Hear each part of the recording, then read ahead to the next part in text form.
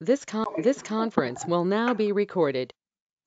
All right, so it's 4:30. Let's go ahead and get the General Services Committee for the Roswell City Council going. Can I get a call to order? Or not call to order, but a roll call, sorry. Councillor Foster, I'm here. Councillor Moore. Here. Councillor Best. Here. Councillor Oropesa. Here. Mr. Chair, you have a quorum. All right. Can I get an approval of the motion for approval of agenda, or do y'all have any discussions on the agenda? I'd like to make a motion to approve the agenda for March 23rd, 2022. Second. I got a motion and a second. Any discussion? All those in favor signify by saying aye. Aye. All those opposed, same sign. It passes 4-0. All right, can I get an approval of the minutes? I'm making a motion to approve the minutes for the January 22nd, 2022 meeting. Second.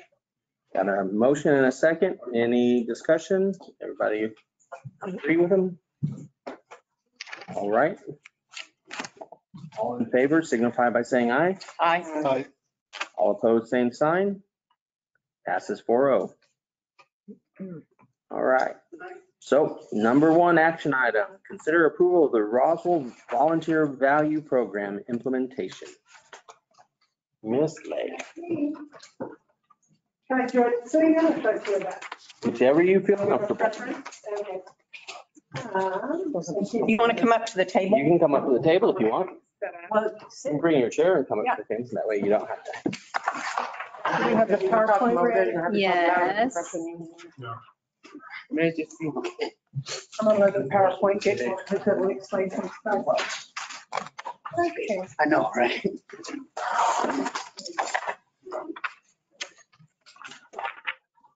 I think that's it.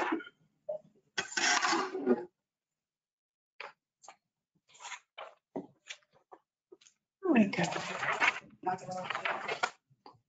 It should. All right. Yay. I just need to make sure that they can see it on here real quick. Sorry about that. Share the screen. Mhm. It's lagging.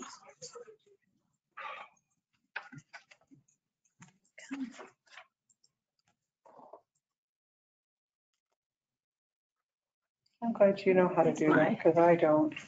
My mouse is lagging really. Oh, come on. Where's my little share this screen? The bottom down there. Yeah. There we go. There we go. Share. Thank you, guys. There we go. Okay.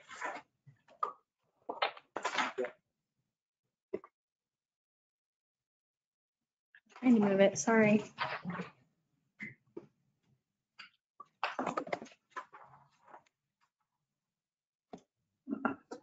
See it moving? There. It's going really slow. Okay. There we go. The Volunteer Value Program. This is just a general background of it.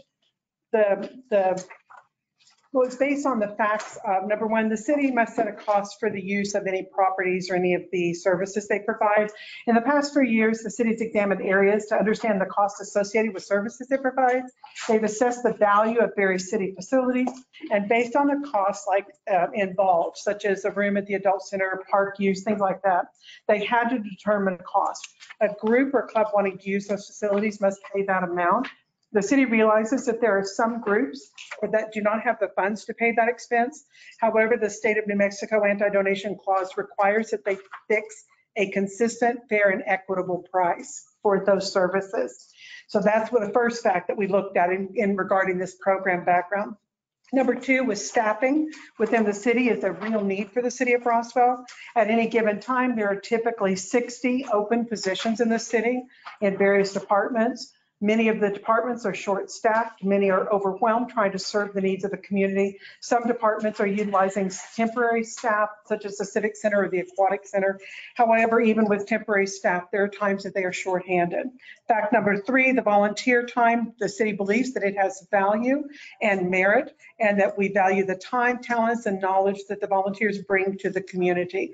The city recognizes that the volunteers fill a vital role in our community, and based on the national independent wage sector, that volunteer time has a dollar value as well. Currently, the national value of a volunteer's hour is $28.54.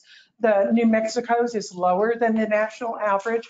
However, that is actually a recognized number that the independent wage sector uses, that people count for calculating the volunteer time value. The fact number 4 is that local groups and organizations often have limited budgets to cover the cost for using a city facility, but they have members who are willing to volunteer. Next. It was by considering these facts that we came up with the idea that there was a solution to this, that it was a fair required cost, led to looking at the city's need for extra hands, looking at the fair value of volunteer time, and it led to the creation of the volunteer value program. Next. I know it's going like. It's going super we're going, slow. Okay, how the program works. We use the volunteers as extra hands in the city where needed most, and then we apply the volunteer value time as credit, as a dollar amount toward the cost of facility use. It is a fair exchange of value. The program consists of simple forms that the group would fill out and return to the volunteer outreach coordinator, that's me, to participate in the program. The first form that they would fill out would be to participate in the volunteer value program. They would need to be recognized as an official group. It can't just be like your family has 15 people in it. So, and they need to be legitimate groups in our community.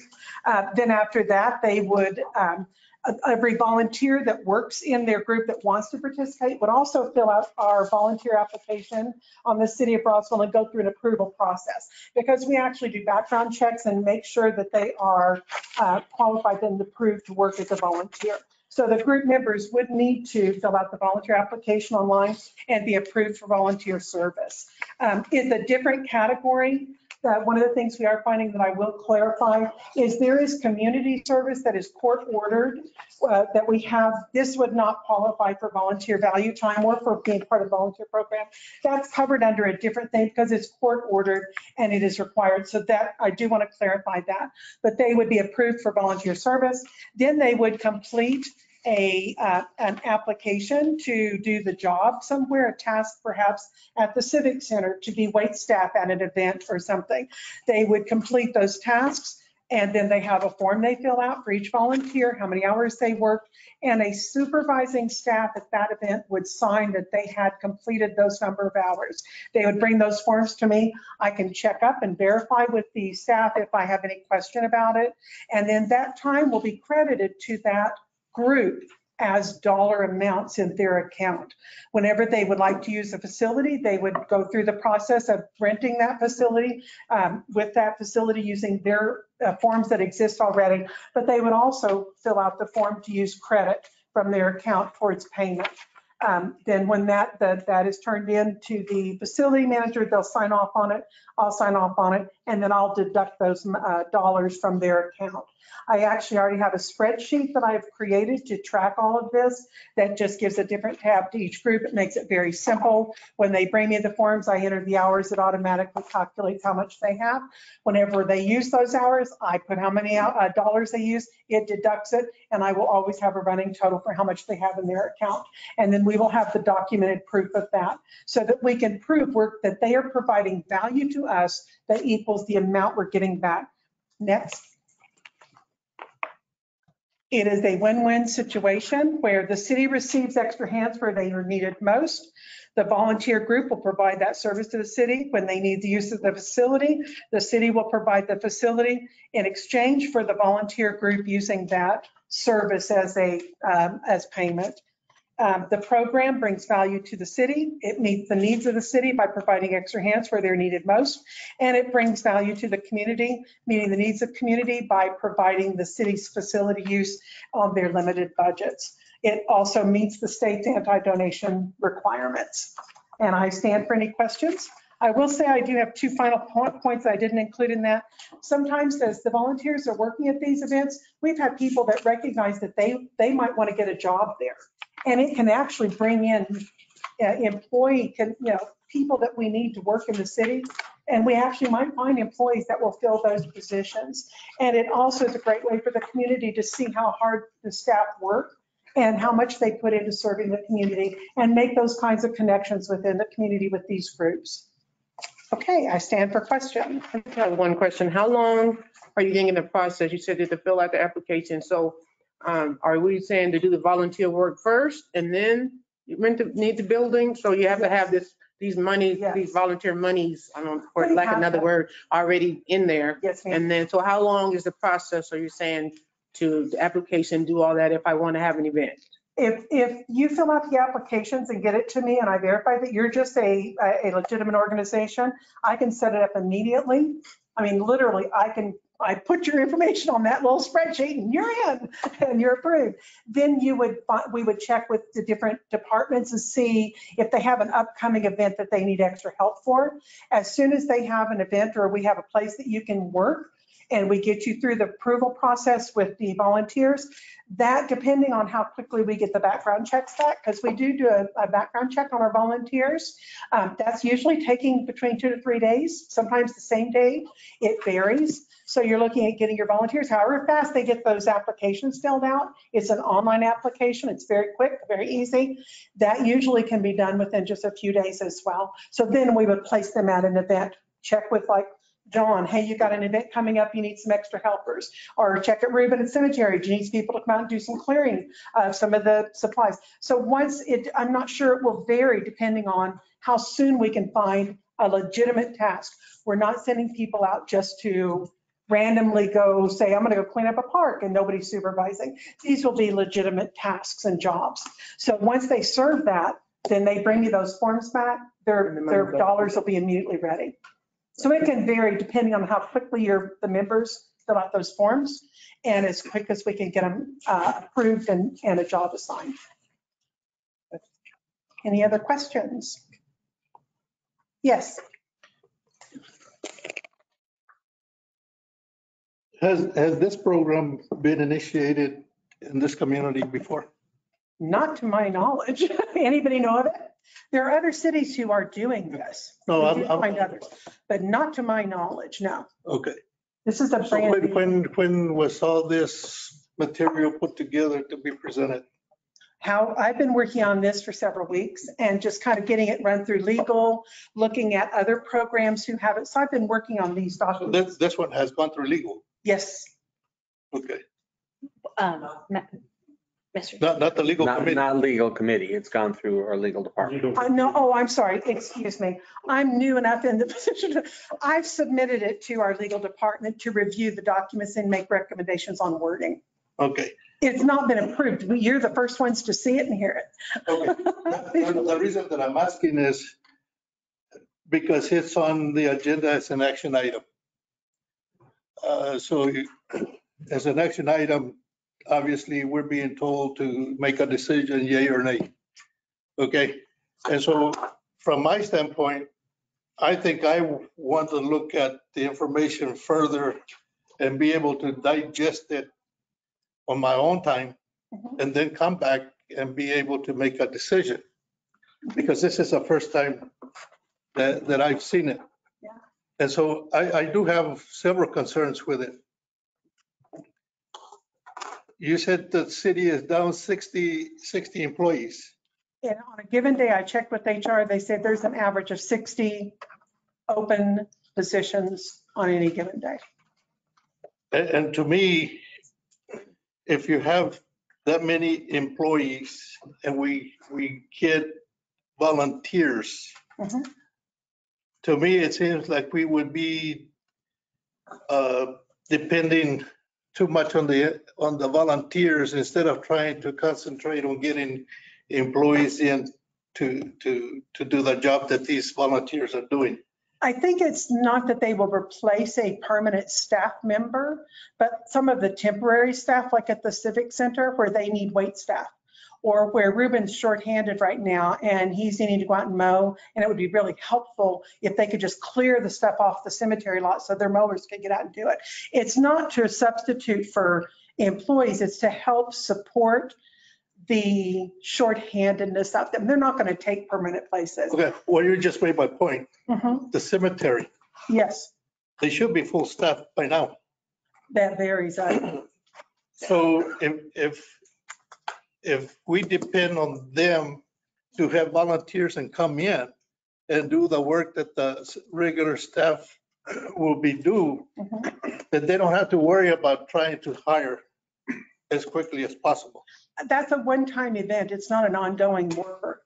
That's not going to fill the need of a permanent employee. That's just going to come out and do a one-time job.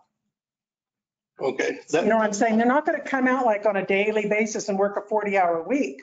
They're going to come out to help fill a need at an event or for a temporary job. Well, see, They're that's. not going to take a permanent. I want to dig into Sure. the. Yeah. The information.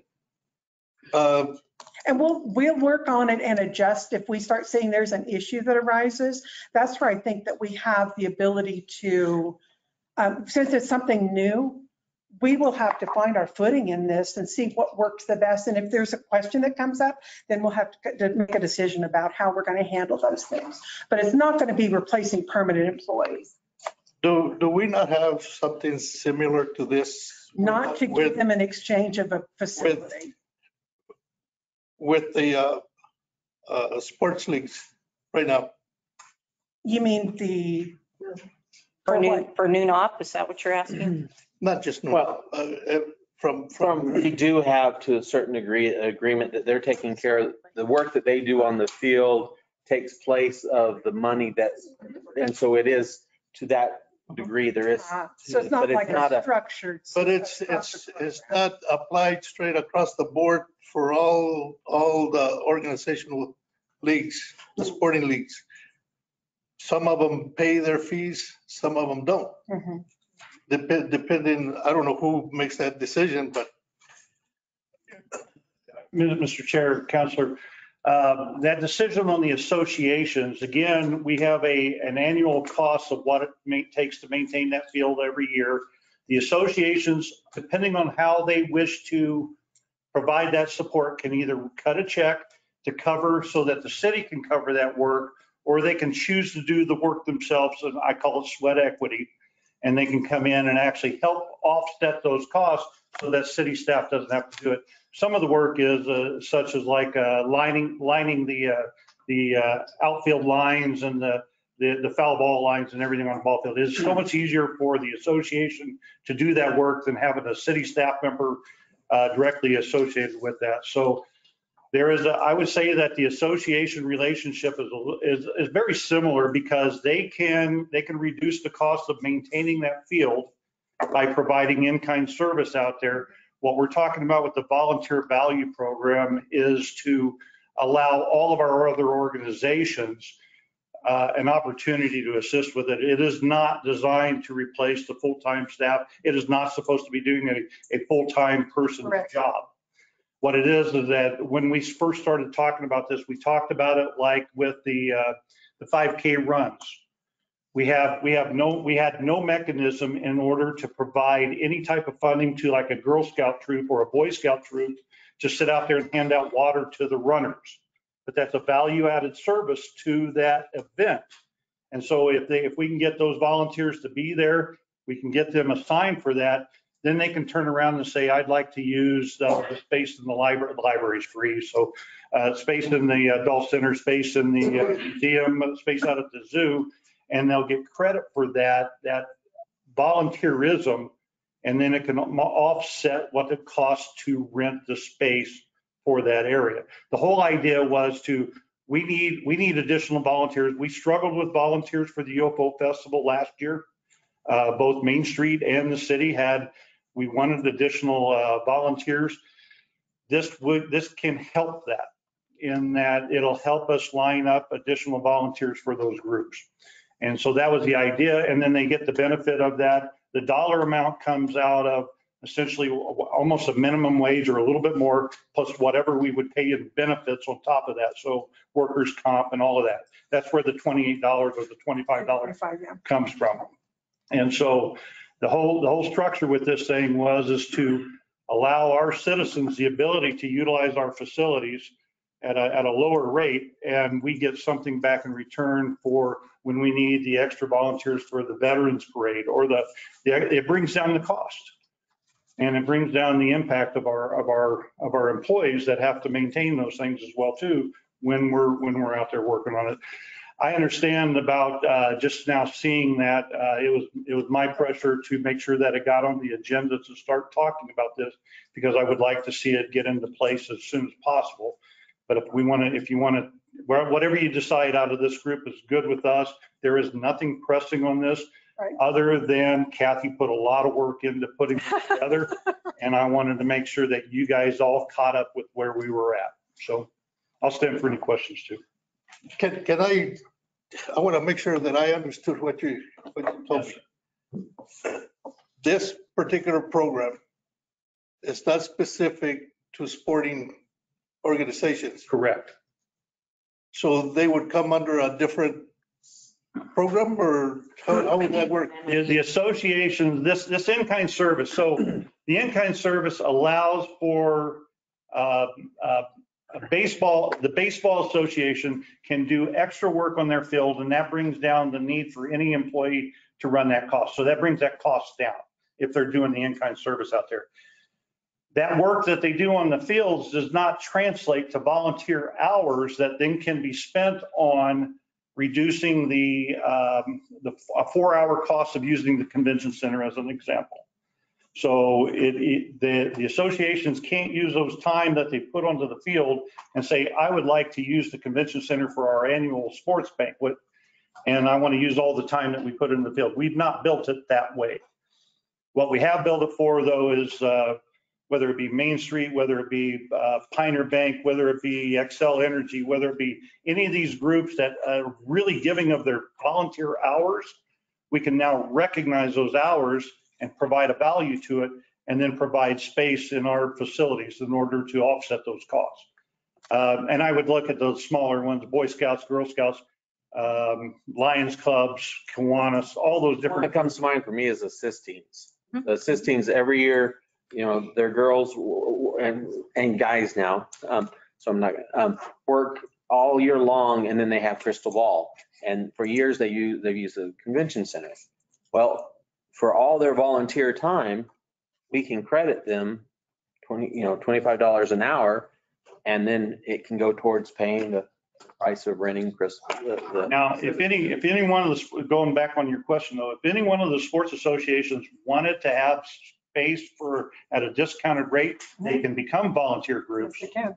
And they can come and hand out water at a 5K or help run traffic or watch the barricades or whatever that volunteer task. But it would have to be an event that we have staff that could verify. It couldn't be, you mowed the outfield. No, because we can't verify that. Correct. And well, and that's the thing is that the program is set up, and that's why Kathy's the gatekeeper of that program. It has to be an approved. You can't come in after the fact and say, hey, I just went and picked up trash over at Rio Grande. I'd like to put that down as time. And so the whole idea was that it's an approved, sanctioned responsibility that then we can actually allocate those hours to. But to me, it seems like the way I read it, it seemed like everything was going to be thrown into the pot, including sports organizations and so forth. So in my opinion, I think there should be clarity as far as what organizations it would have an impact on. And if indeed we're going to come up with the sporting, come up with another specific program of how to deal with them. Right. one of the challenges we have with the sport association, we have an annual agreement with them already on the maintaining of the field. But I'll tell you that the zoo would love to have the Lions Hondo baseball team come out on a Saturday and run flags or whatever it is at the zoo. So they have the ability to do that as a group as well too. But I think the definitive difference is that all of our sports associations have an MOU as to how to operate on the fields. So they would not be a part of this program because we have the MOU that actually defines that relationship. So it may already be there. If it needs to be specified further, we could go further. I would like for it to be there. So I yield. I remember her hand up. Yes, go ahead. My question, and I think it's a great idea. Is it going, are this time, the money, is it the hours going to go away? Or they, say, are they only good for, no, I'm just saying, it's only good for so long? I didn't read this whole thing. Correct, So every year you start all over? Do you build on that? Do you? correct. They can keep their hours on their account, and I will have a different tab for each one. Mhm. I believe we had it set up in here that their hours will be good for the next year. Like if my club volunteers in 2021, it will last till the end of 2022. So the end of the next year, then because I'll start new tabs every year. I'll carry anything over from that year to the next year, and then it's gone after that. So I understand. So the other thing is the baseball field, I get that because they have a different thing. That makes sense. But the baseball team can be Yes. part of these volunteers by coming to volunteer at an event. And a lot of times these Girl Scouts, they've been doing it already. Correct. You know what I mean? People have been coming already helping. And so to me, this is giving them an avenue. If they need it, they may not need it. They may, wait, one more other question. Could they transfer? Say the Lions Hondo came and they wanted to help, right? But I never need anything. No. Can I give my No. volunteer hours to the Girl Scout? I'm just, What we would ask. Have you thought about it in that persons to do is situation? Sign up for the Girl Scouts. If they don't think they're going to need the hours, sign up underneath the Girl Scouts. Correct. We can put as many associations underneath one group at that. Correct. that sounds fair. So because they may not need it, like you said, the baseball, because they have their own thing, they may not ever need a building. But I love that idea. What about church groups? Will they be able to volunteer under these same Yes. situations? Yes. You know what I mean? I have no Because trouble a with lot of times we got a lot of things, because everybody's been complaining how expensive our things are now. This is a way to give somebody a little fair leverage, because my church would never be able to afford the convention center if we needed something. But if they can come and volunteer a couple of times, and then you have some, you may not cut the whole price in half, but if people need volunteers, I agree. I don't think it's taking anybody's jobs away. I didn't see it like that, but I love the idea of keeping account of things people are doing already. Because people have been volunteering for years. We've had people volunteer in our events as long as I can remember. So I think it's a great idea to hold them accountable. If they don't want to fill out the paperwork, then they don't have to, correct? They just want to do it because they want to do it. They can do it. They don't have to necessarily. No, volunteers don't have to go through this process. They don't have to sign up for the program. It's just to give them Say the that if they want to opportunity have if to they be able want to. to. We have a volunteer application volunteer for those person. who want to be official volunteers, and that's a different. That's a different situation. Correct. And then some just volunteer to do things at different events and stuff that it doesn't even come under the city doing it or managing it. Because they just want to volunteer. Okay. I mean, I understand where he's coming from. I understand those things, but I just kind of feel like if we went on with this, what are y'all asking us to vote on for? What are y'all asking us to make a decision on? Accepting this and sending it to council? Is that what y'all are asking? What are y'all asking?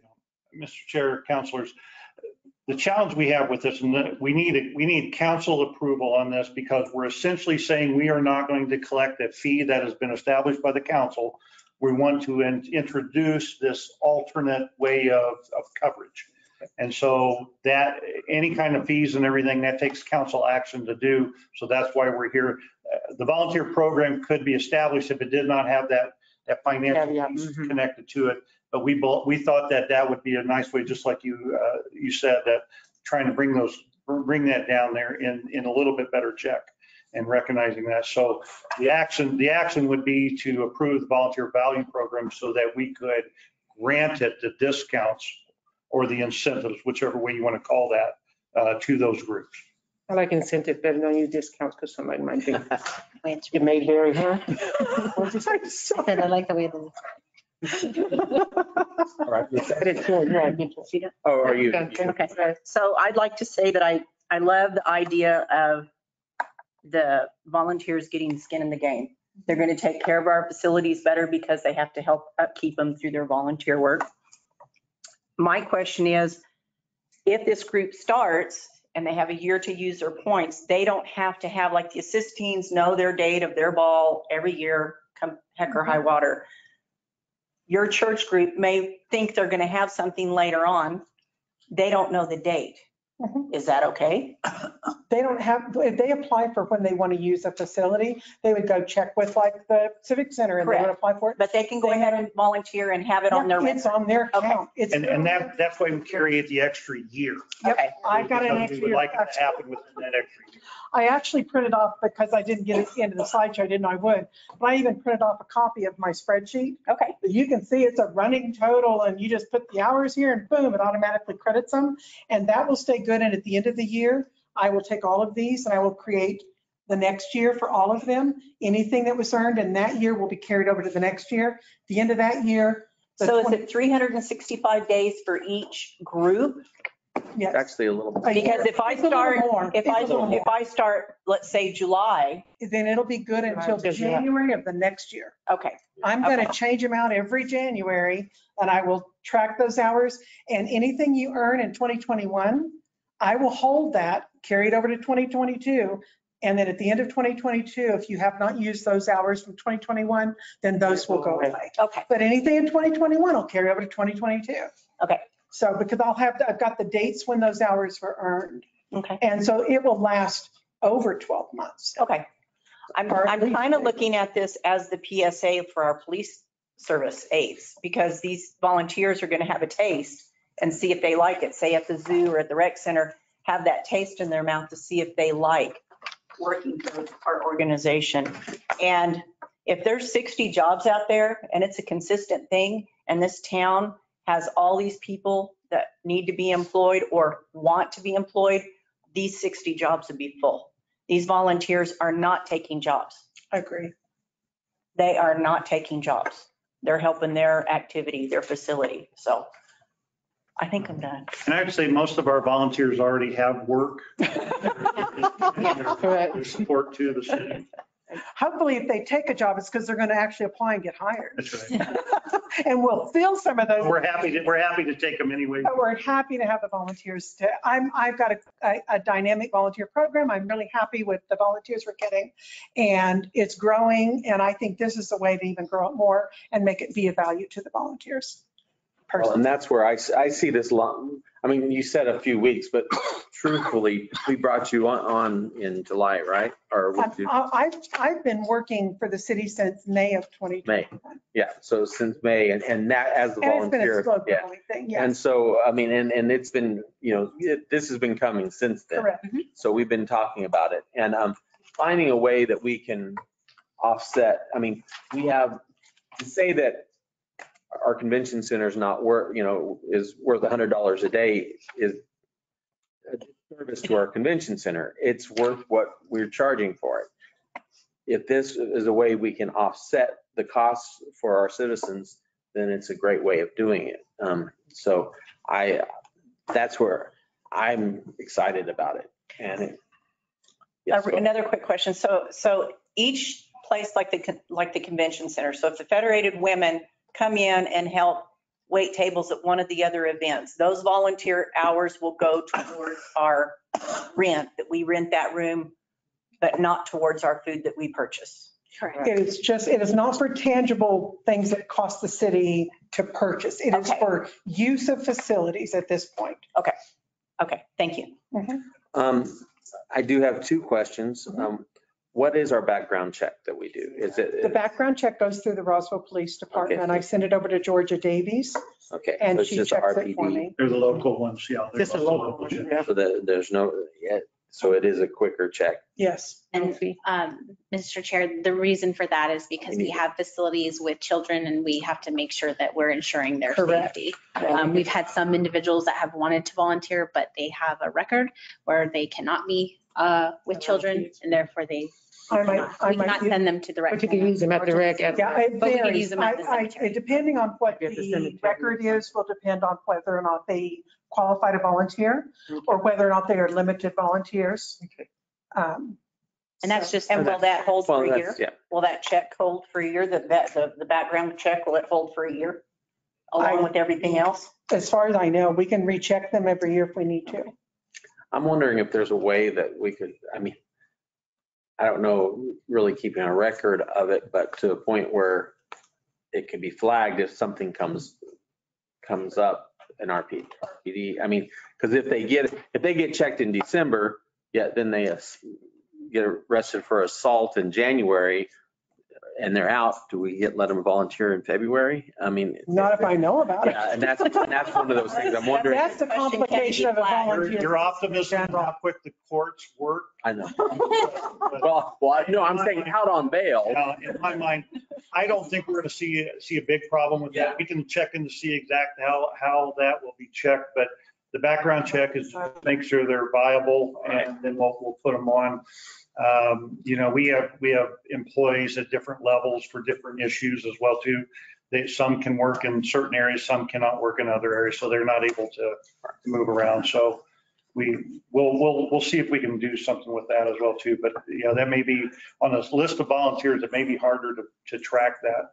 It's pretty hard to tell. Well, I would think if it was something that we had at Right. PD, Right. that this person was a volunteer for us, that they just had SOP that they notify Kathy that this person no longer is a volunteer. She doesn't have to know why for, but this is no longer. The only other thing I know is that this is a small enough town. Everybody seems to know everybody else's business anyway. It seems that too.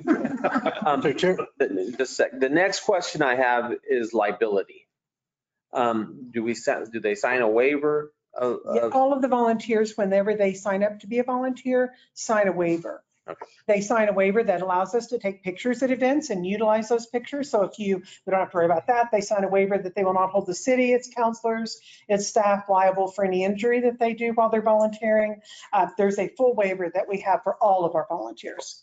That's it. All right, go ahead. Just to be clear, the background check that you're talking about is local. Yes, it is. It is not national. It is not.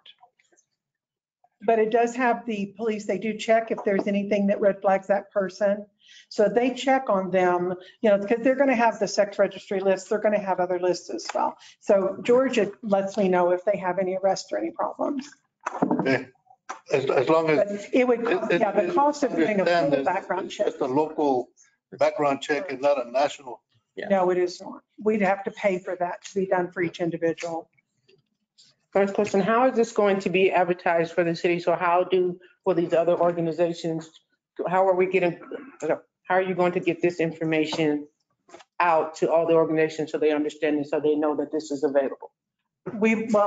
First it's got to go through city council. Yeah, After you guys say, yes, let's go with it, let's give it a try, we will do a press release and let people know. I have a lot of radio stations and media that I contact and I talk about what I'm doing and what our programs are. In fact, I had 2 radio interviews this week. I will start promoting it on the radio. We will also start posting information about it. We can do a post on our city website and also on our Facebook pages. Look for social media to let people know. Todd will do a press release. and then if I may, one of the other things that we will be bringing back is our public forums and our community outreach. We used to have tourism talk, that's coming back now that we can be more open. And so we can definitely include it in some of our community outreach, like all access meetings and talk about it there. Mr. Chair, there's actually one other way that we'll put word out there as well too, is that when anybody signs up to utilize space, we will be informing them at that time, did you know about our volunteer value program?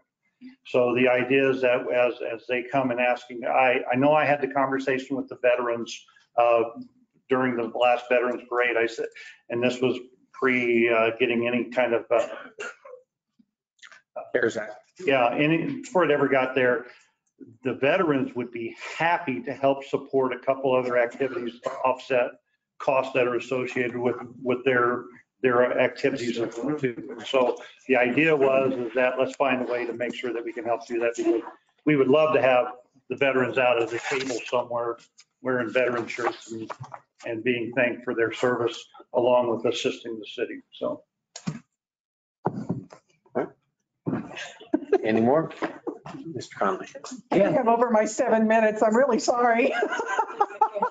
How does this we have right now volunteers, Keep Roswell Beautiful. Yes, Is this going to be, that program going to go into this? it doesn't replace the existing volunteer program. This is just another, That's all I. just another way that we can bring value back to the community and meet the needs of the community and meet the city, but it's not replacing our current volunteer program.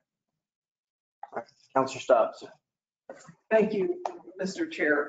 I too think this is a great program. I really appreciate Kathy and city manager putting so much time into this. Just a few quick questions. If I wanted to come volunteer and do something, but I didn't have an organization that I'm specifically doing it for, I can do that and name the organization at some other time, or do I have to come in and say upfront that these hours are for? You have to, they have to be signed up as a member under that club. So that, like, let's say, for example, whenever you fill out your volunteer application, there's a place where you can pick, like, if you're part of an organization, you write in what organization you're supporting with your volunteer time. So, because, and then they would have to fill out that form. That only because. I'm okay with people signing up for multiple clubs. If you wanted to sign up on behalf of another club that you wanted to volunteer for, like we talked about, you can put that you want to sign up under these clubs, and then when you fill out this form, because we've got the forms, you could fill out that form and put for this club, and then whenever you turn it in, I can credit that club with it. I think that could be restricting some people from volunteering, because I may volunteer and some club comes to me, later and said, gee, I understand you volunteered. Could you put your hours toward our function? So I would just ask you to consider that, because I think there are more people like myself out there. The other thing is, and because this is going to add up, I mean, if I work 50 hours a week, that's $1,000 right there. That's a bunch. Something, it's a lot. Correct. And so I would like to see that flexibility is. The thing is we have to be able to verify they worked at that function, and it has to be approved in advance. Because after the fact, knowing that you worked somewhere, you know what I'm saying, if you volunteered for something, who's going to sign off that you did those hours? Not that part. I'm not talking about that part. You're talking about who it goes to. So Right. I could do my work and it's approved, but what if I want to say I want to give this to the Girl Scouts instead of, whoever, instead of Rotary? Do you understand what I'm saying? If I wrote Rotary down and then something happened, and that's what she said, not about, she's going to sign off. Somebody would still sign off. I get that part. But it's not about doing the hours or getting somebody. It's about who we're going to give the credit to. That's what she wants flexibility about, who we be able to give the credit to. That's where we considering, am I correct, flexibility? Yes. I see. It would still have to be an approved Event. volunteer I'm not activity. debating that. What Counselor Stubbs is talking about is being an independent that says, I don't know where I want my time to go yet, but since I'm giving my time at an approved event, then I want a player to be named later. So where it goes is what you're. And maybe for certain people, you might could do that, not everybody, but because you know this person, so it's different. It's not some I don't Joe know. Blow. Yeah. It's not some Joe Blow off the street that Right, would right. get this same opportunity, because I know you work and say, I know you're a volunteer. So Yeah, it'd be awfully hard to track and document, because you would have to then document every individual as a separate, on a separate sheet, and then put their hours on the other ones. And all of that tracking could get pretty complicated because of that, for that. I don't think so. No, I do understand. Where would I put your hours? I have to document where your hours go at that So it moment just as be being blank. credited somewhere under one of the groups. So you don't credit them yet. It's just blank until I. bring you the paper. When I say, But I have to did these keep, where I hours. keep your hours tracked. And Kathy, in my mind, I think we would just create An independent person, an independent club. Yeah, just call it independent organization or independent. And then we list everybody that's independently operating. they would that have to have meeting. their own And tab. then, and so we just have them all locked into that little thing. I'm not sure how bad it's going to be because we don't know how many.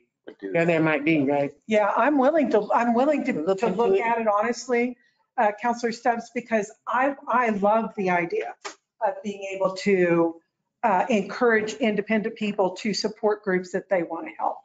So. And so it's just a matter of, we'll have to see how complicated it is. You just have a club called non-designated or independent or whatever that Well, is. we could potentially establish a method that says you have to pick a club or pick where those hours are going to go within this certain time frame. Well, within that time that their hours expire, your hours Well, expire. no, but what I'm saying is that if they don't pick it within a certain time, then we have the right to dedicate those hours to the association we wish. That sounds fair if you don't use them. You know, in my mind, I mean, we can wipe those hours out very, very easily is what. Oh, I see. So, I see. I will have the names of every individual and the hours they volunteered track. Anyway, right. Yeah. And so, I mean, I will already, but it's got to be put somewhere. And, you know, temporarily. Put all of So, the people that don't designate under that. Think about it. Just think about it. yeah, I'm open. Just put it under city. it'll be keep the city councilors' yards clean. That's, No. I like that idea. That's not legal. I just thought I'd offer. You're going to get me in trouble. Go ahead. Thank you, Mr. Chair. Let me tell you, I appreciate so that you're talking about the background checks. And as many of you know, I worked with Child Care Resource and Referral for many years ago. And I really, because of some experiences and because of my knowledge and my training, I really believe if they're going to be working with children, they need the fingerprint background check. I know it's expensive. I know it takes a while, but pedophiles move around is all I'm saying. And so I would, again, like to see a more in-depth check. And if they do the fingerprint check and they have that on file, if something comes up later, they can notify. I think we can limit that within the structure That's for what I'm that. saying. The challenge will be is that, you know, I don't know if the city should cover that cost of that background check when it comes to Can that. it be But I think once they're, time? huh? Can it be part of their volunteer time where they take off 1 hour for that? No, because it's that tangible. This is in kind. It costs the city. It's as opposed to $45. Just the use of city. The other problem you have there though is, so you have a 17-year-old, you have the Boys and Girls Club, or even just the Girl Scouts, say the Girl Scouts are doing, well, you have an adult with them. Usually the Girl Scouts have already done a background check on them. I know the Boys and Girls Club, we do a fingerprint and do that even on all our volunteers. But you don't on the kids. Right. And at that point, if you're getting really that strict, the kids need to have it done too, because Well, let me tell you. just because you're 17 doesn't. Minors. I was employing 16-year-olds Yeah. and older, and I could get background checks. You can. Well, I'm saying though, 10, 11-year-olds still would have to, I mean, because you're still at that point, potential, I mean. I think my point is it depends where you put them. Yeah. It's limited, right. Hard limited. Yeah. Anyway, that's what I'm saying. I think you come if you want to work with kids, you have to do the thing. You talked about being waiters or waitresses in a function. I'm going to need training. Yes. To do that. The kind of things that they have is like picking up the plates afterwards. And it's like, they've got to meet the food handlers. John knows which positions they can come in and assist with. Go ahead. I think my point is that do training hours, if I'm going to come in an hour earlier than my volunteer time actually starts Yeah. to learn what the job is, Yeah. are you going to credit me for the training hour or? Of course, Okay. of course, I think you need. of course. Whenever you arrive to start that task, that's when your time starts. He'll give you instruction. He'll or whoever will give you instruction on what needs to be done. That counts towards your time. Okay, and let me just say another thing, because this is an organization that I've worked with here locally.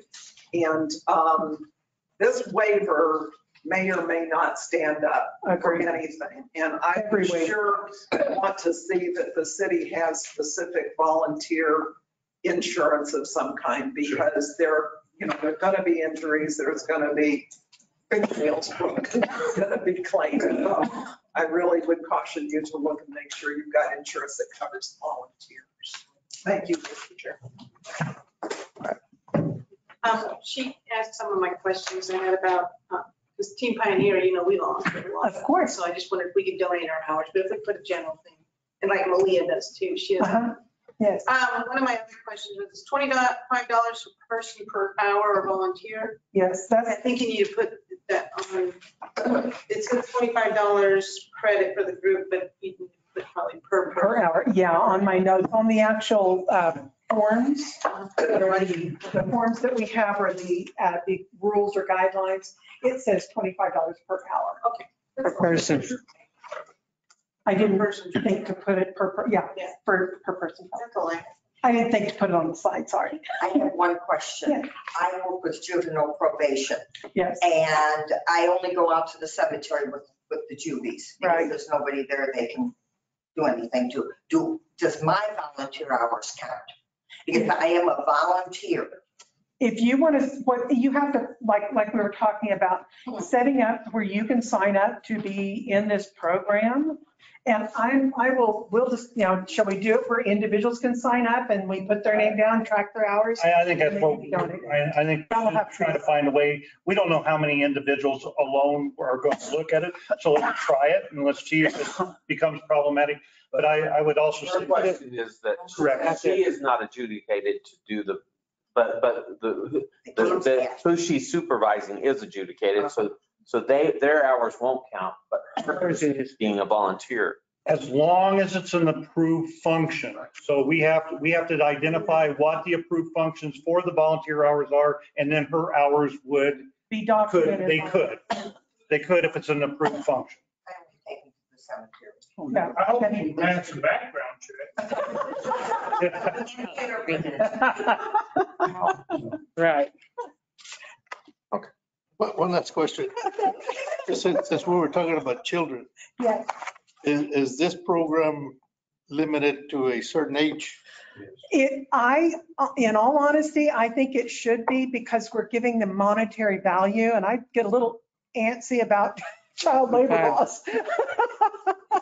My youth empowerment fundraiser that I do with the Keep Roswell Beautiful is 11 to 17-year-olds. And we're able to get by with them being able to do volunteer work for a cleanup and get a fundraiser for their group. And that way, I don't know about allowing this to go down that young. It's really tough to decide. We'll have issues within the insurance of child labor and everything. I think We have to keep it I at, would say that they need to be adults. yeah, and then. At least 18.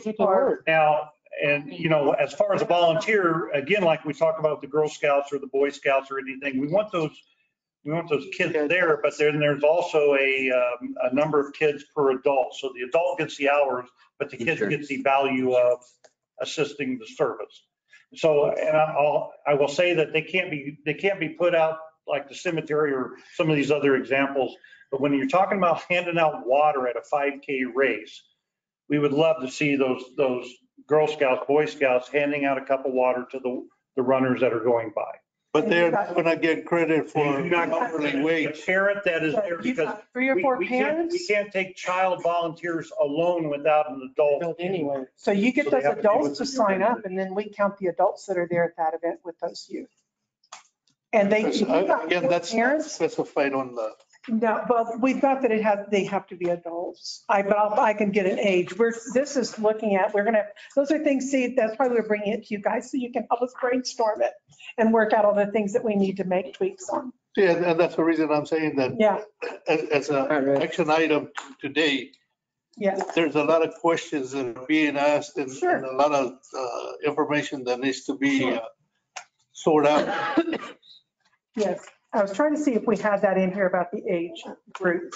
Because I've put it all together and read through it several times. And I'm looking to see if we have anything in here about the age. Mr. Chair, there is no problem if you don't take action on it. And that's right. And, but you have the option. Okay.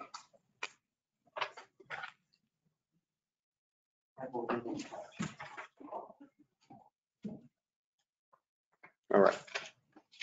So do we want to,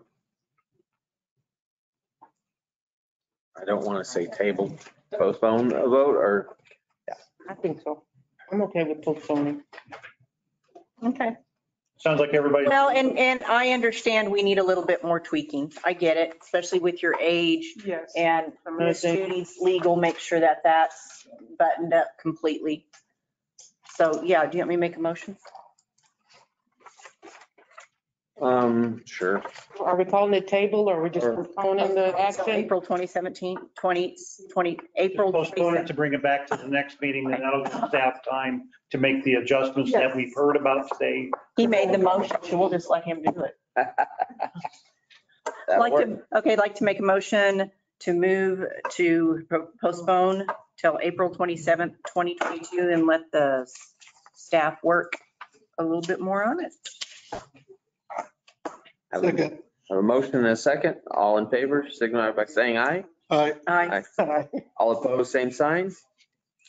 It passes. Thank you, Kathy. All right, number 3, Craft Cielo Grande Baseball Complex. Somebody online? You. Madeline, this is Louis Nahad. Can you hear me? I sure can, Louis, and I can turn on my camera here. And you're on online too? Yes, I am. Can you hear me? Yes, I can hear you. Great. Hi, everybody. Okay, we're up next. Chairman Foster, do you want to make any intro remarks? Sure. One of the reasons I wanted this brought back is just talked about is because it went to infrastructure and was heard, but nothing was decided. And the other point we had was I talked to some of the people that were on the inset when it was first conceived and talked about, and what was brought forward, they said, was totally opposite of what, or not opposite, but very far from what the first inception of it was. And so I just wanted it explained to us again, and maybe. Not a problem, Chairman Foster. Let me just give you a brief background of my involvement.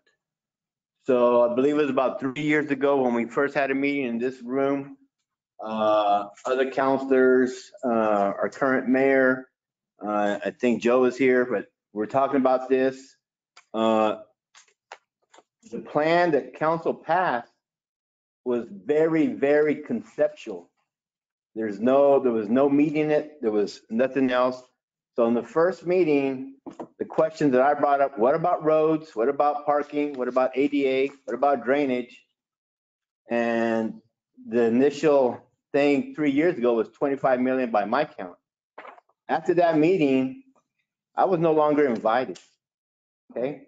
So then council, you guys went through all what you did, you passed where it went. And again, it was assigned to me. So yeah, you got some baseball pods put out there. But as you talk, as legislator passed it, this is for the Cielo Grande Sports Complex. It's an identified sports complex. It has some roads, poor boy roads, some poor boy drainage, everything else. So when an engineering team took it and a planning, you have to look at the drainage. You have to look at the utilities. You have to look at the parking. You have to look at the ADA access. You have to look at the roads. Everything else that was not covered in the conceptual, except where it was going to go. Okay. So that being said, yes, the picture got bigger because you had people looking at it, professionals looking at it, and putting the input, the total big picture input. Now, again, this is a draft. This is a draft, and this shows roads trying to go along where we have some certain roads now. You all have been out there. Our parking lots, our roads, they're just millings and oil. When you look at this, have you been to other complexes and other entities? The roads are paved, they have curb and gutter, they have shelters, they have sidewalks, walking to every facility. So when you add all that up, yeah, the cost got up. So again, this is just the draft. I personally don't like where the baseball fields are going. If you want to save money, you would put them on the west side of Nevada and just use Nevada only for improvements, and you already have the sewer and water there. But again, council voted on the location. I was assigned to do this with the council location, and yes, you did. Who did? I've never seen this before. And then, no, the location of the baseball fields, not the plan. So we took it from there. So that being said, this is version 3.0. Version 1.0 was December, and that was Joe Neb and I, and our planner, Kevin Mavers, got to see it and just did a preview. Then version 2.0 was given at January 24th infrastructure. January 24th infrastructure, the general comment that kind of came out was AstroTurf fields are hot and expensive, and change the phasing a little bit. So version 3.0, guess what? The version you see now is about $5 or $6 million cheaper than the one January 24th. It has the AstroTurf fields taken out. The phasing a little bit different for phase one would be one single pod. And that's where we're at. And what we have online, we have Mitt, who's the engineer for Bohannon Houston Incorporated, BHI. And we also have Madeline Aguilar, who's one of the planners and very instrumental in this type of planning. And they've done several complexes around the state and the region. And I believe, Madeline, you're going to give us a presentation on this version? Yeah, Amit, do you want me to start going through this? Yeah, I can just kind of give a high level, and then we'll kind of go back and forth since there's both engineering and planning items. So yeah, I can go first, and thank everybody for hearing us on this presentation. Some of you may have heard this already, but we'll kind of restate a lot of the things, and if there's anything you need to talk in detail, please let us know, and we can do that. But yeah, in general, as I'm seeing the slides, I'll just talk from there. We have a handful of documents breaking each one of the areas up into phases, and then we have the cost estimate at the end, essentially. So I'll let Madeline explain this narrative presentation. Yeah. And we might move kind of quickly through these first couple slides. This is really just speaking to what were our overarching goals when we started to look at this project. So the photos you're seeing here are actually of a complex in Arizona that a landscape architect designed. So we just want to look at what are the best practices that are going around, specifically in our region, and what pieces can we take from those projects and apply them to your new complex in Roswell. And next slide, please. One of the other things we look at is land use around the site. So whether it's commercial or residential. And the reason we look at this is for specifically when we start looking at circulation networks, seeing if there are other amenities or neighborhoods surrounding the site that we want to connect to, or if there's anything that we need to be specifically careful around. We also have the open space to the south, which has its own trail network that you'll see in a couple of slides that we ended up connecting to. Next slide, please. And then again, these are some overarching goals as an approach that we take as a landscape architecture firm, being that we're located, in the arid Southwest. One of our objectives is always to, utilize stormwater runoff as best as we can. We like to use desert plants wherever possible and really celebrate, our beautiful Southwest landscape. Use plants that are drought tolerant. So that, again, keep the cost down, in terms of irrigation as much as possible, and then utilize the resources that we already have on site. And next slide, please. And then this is really speaking to, so some other goals we have on the site, shade. That's a big one. We didn't want to propose a design that was just a cluster, of 4 different little league fields sitting within this kind of barren, dirt lot. So we want this to be a place where families could come and enjoy themselves, and it's comfortable. There's shade, there are walking paths, places where families could have picnics, gather even outside of, baseball events. And so these are some of the other things we start to look at: shade, the materials, and again, the circulation throughout the site. And next slide, please. Okay, and this is a bird's eye perspective of the plan that we'll look in more detail in a couple pages. But what you're seeing here is the baseball cluster on the left-hand side, and then you're seeing 2 smaller clover fields of the Little League fields on the right-hand side. And then near the top of the page are some of the existing fields that are already there. And then just to help orient you, the aquatic center is off the page on the very right-hand side. And yeah, so here's the overall master plan. Where we started really was, you've all been to the site, and so you know there's an existing basin there on the southeast corner. You're seeing there with number 8. So, going back to our goal of we always want to utilize existing amenities and resources whenever possible. So we decided to keep this drainage pattern intact and keep this basin where it is. What we changed is that we made it a more sinuous path that really bisects the site.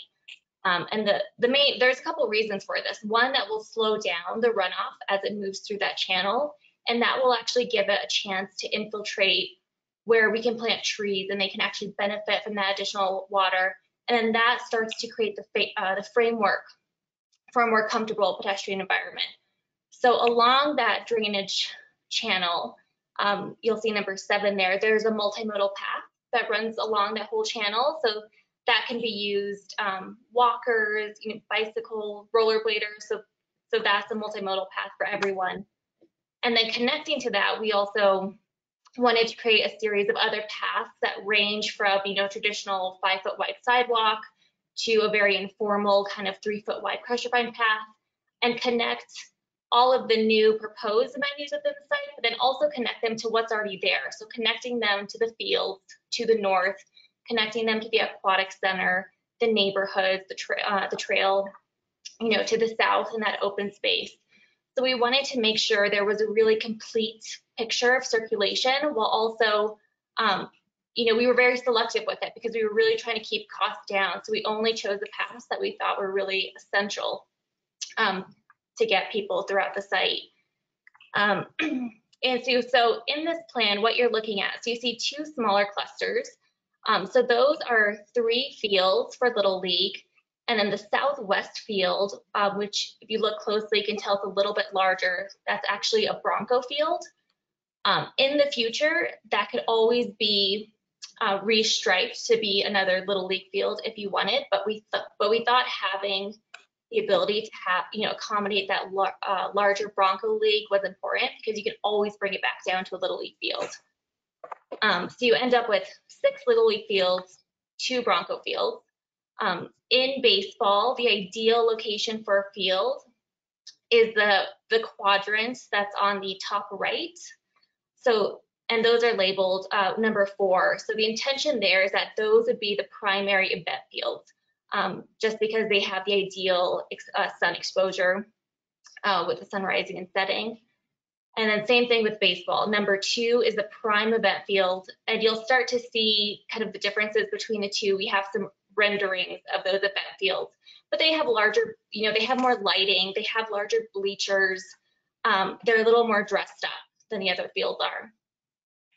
On the other side, the drainage channel, oh yeah, there you go. So we have 4 baseball fields.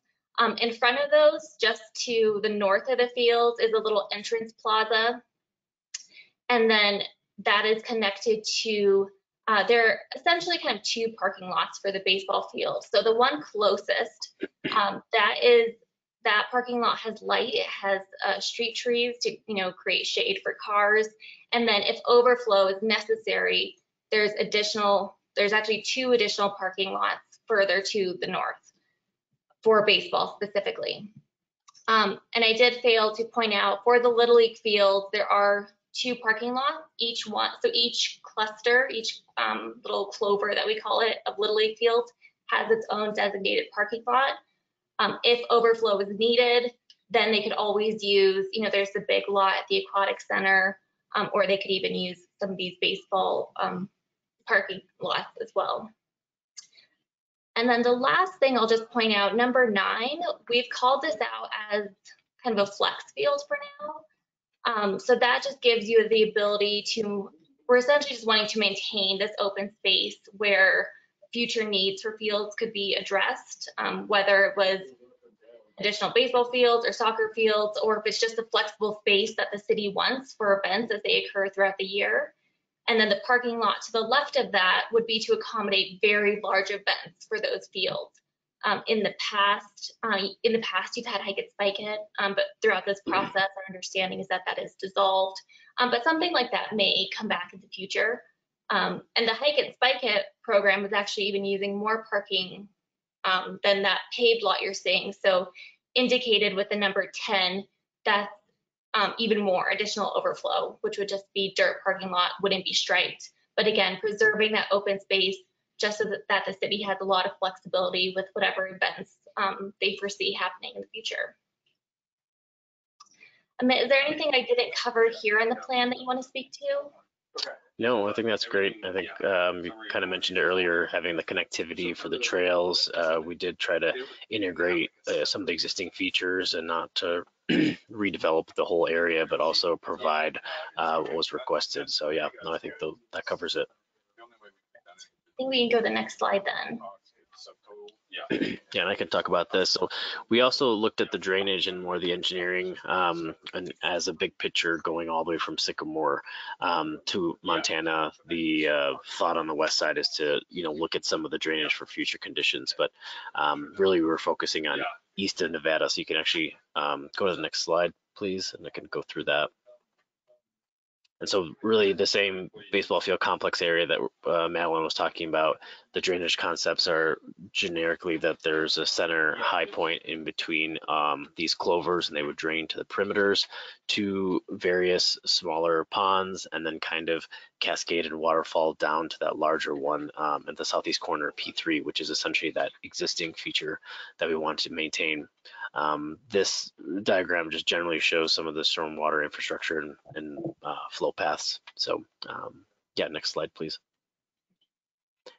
All right, the circulation, I spoke about this a little bit, but again, what I'll point out is that, we wanted, there are actually quite a few existing paths on site. So we really took the time to evaluate what is there and what can we reuse. We want to keep costs down as much as possible. We want to see this happen for you guys.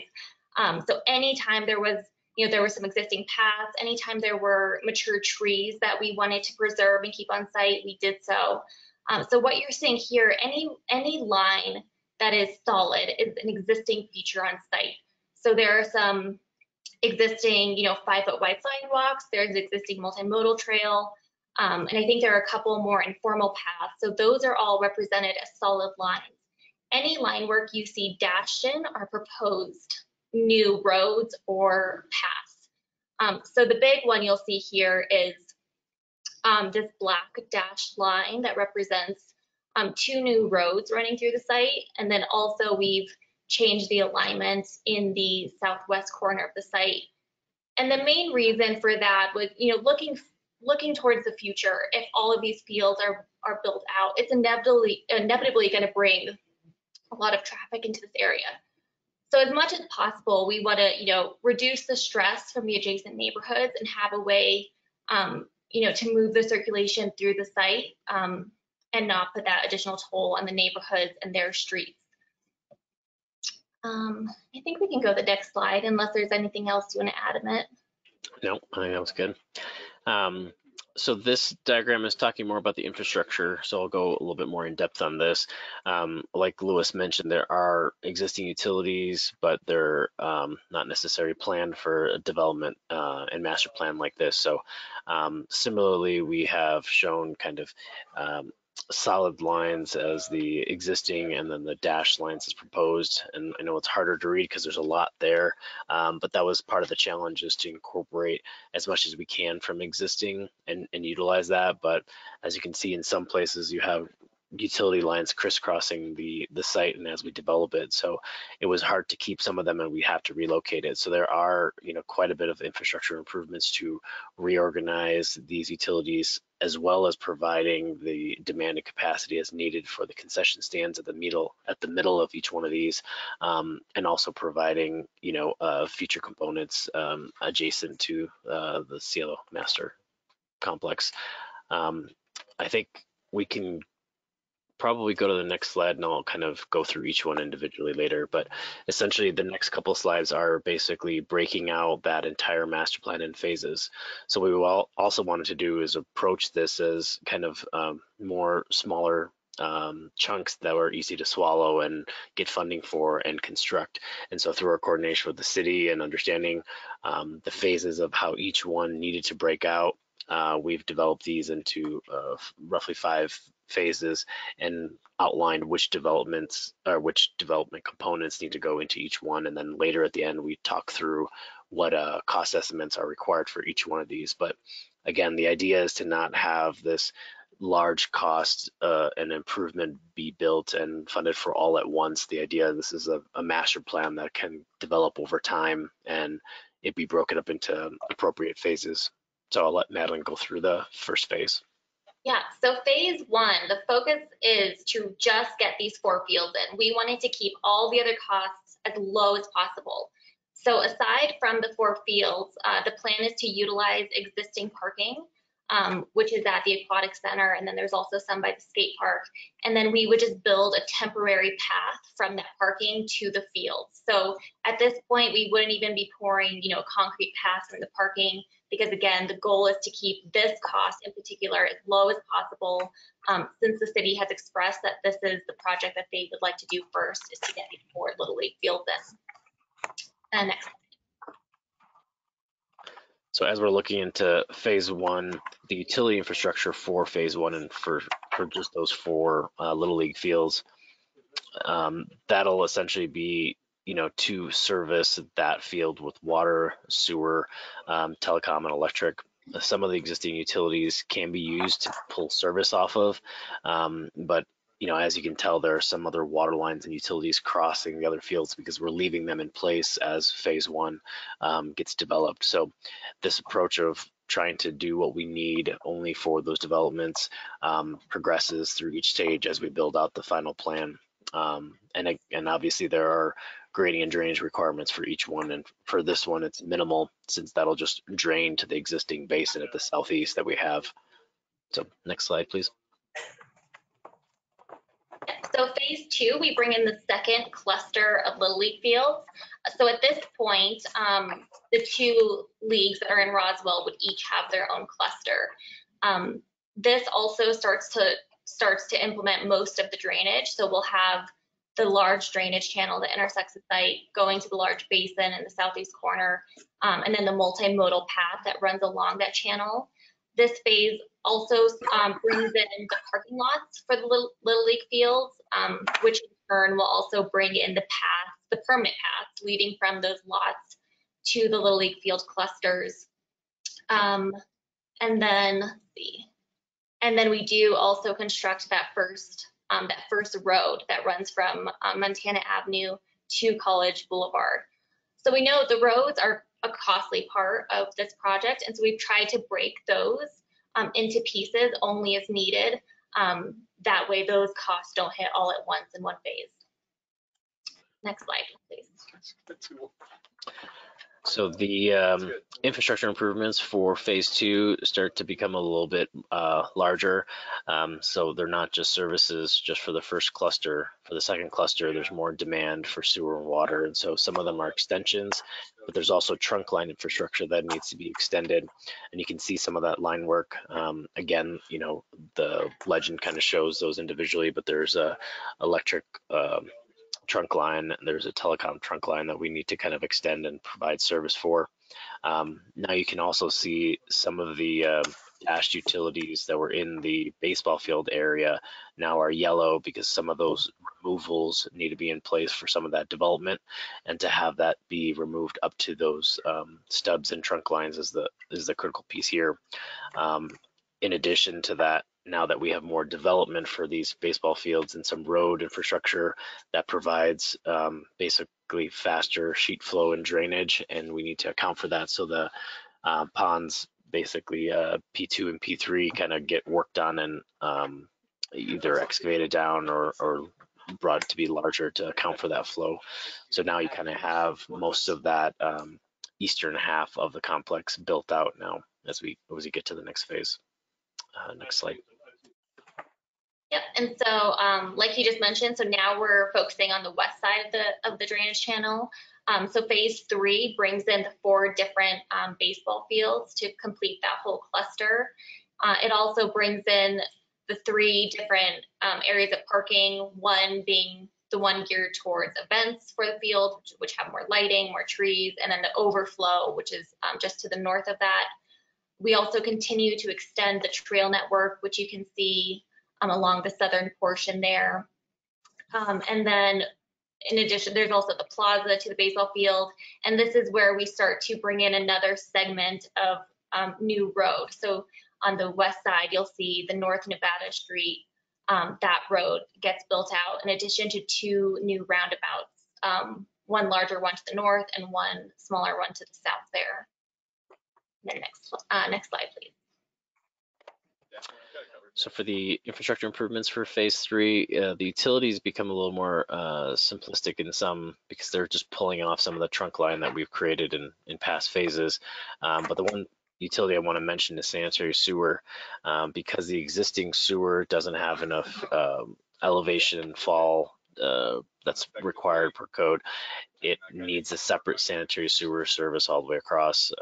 So there's some infrastructure that's still costly, obviously for the drainage and the storm sewer. Having that pond at the bottom, P5 is required, and then to develop this baseball field to have the grading and drainage brought up to those elevations are all required. And so as you can tell from phase 1 to 2 to 3, we've gotten a little larger in size, and so there are more improvements that need to be done as we get through these phases.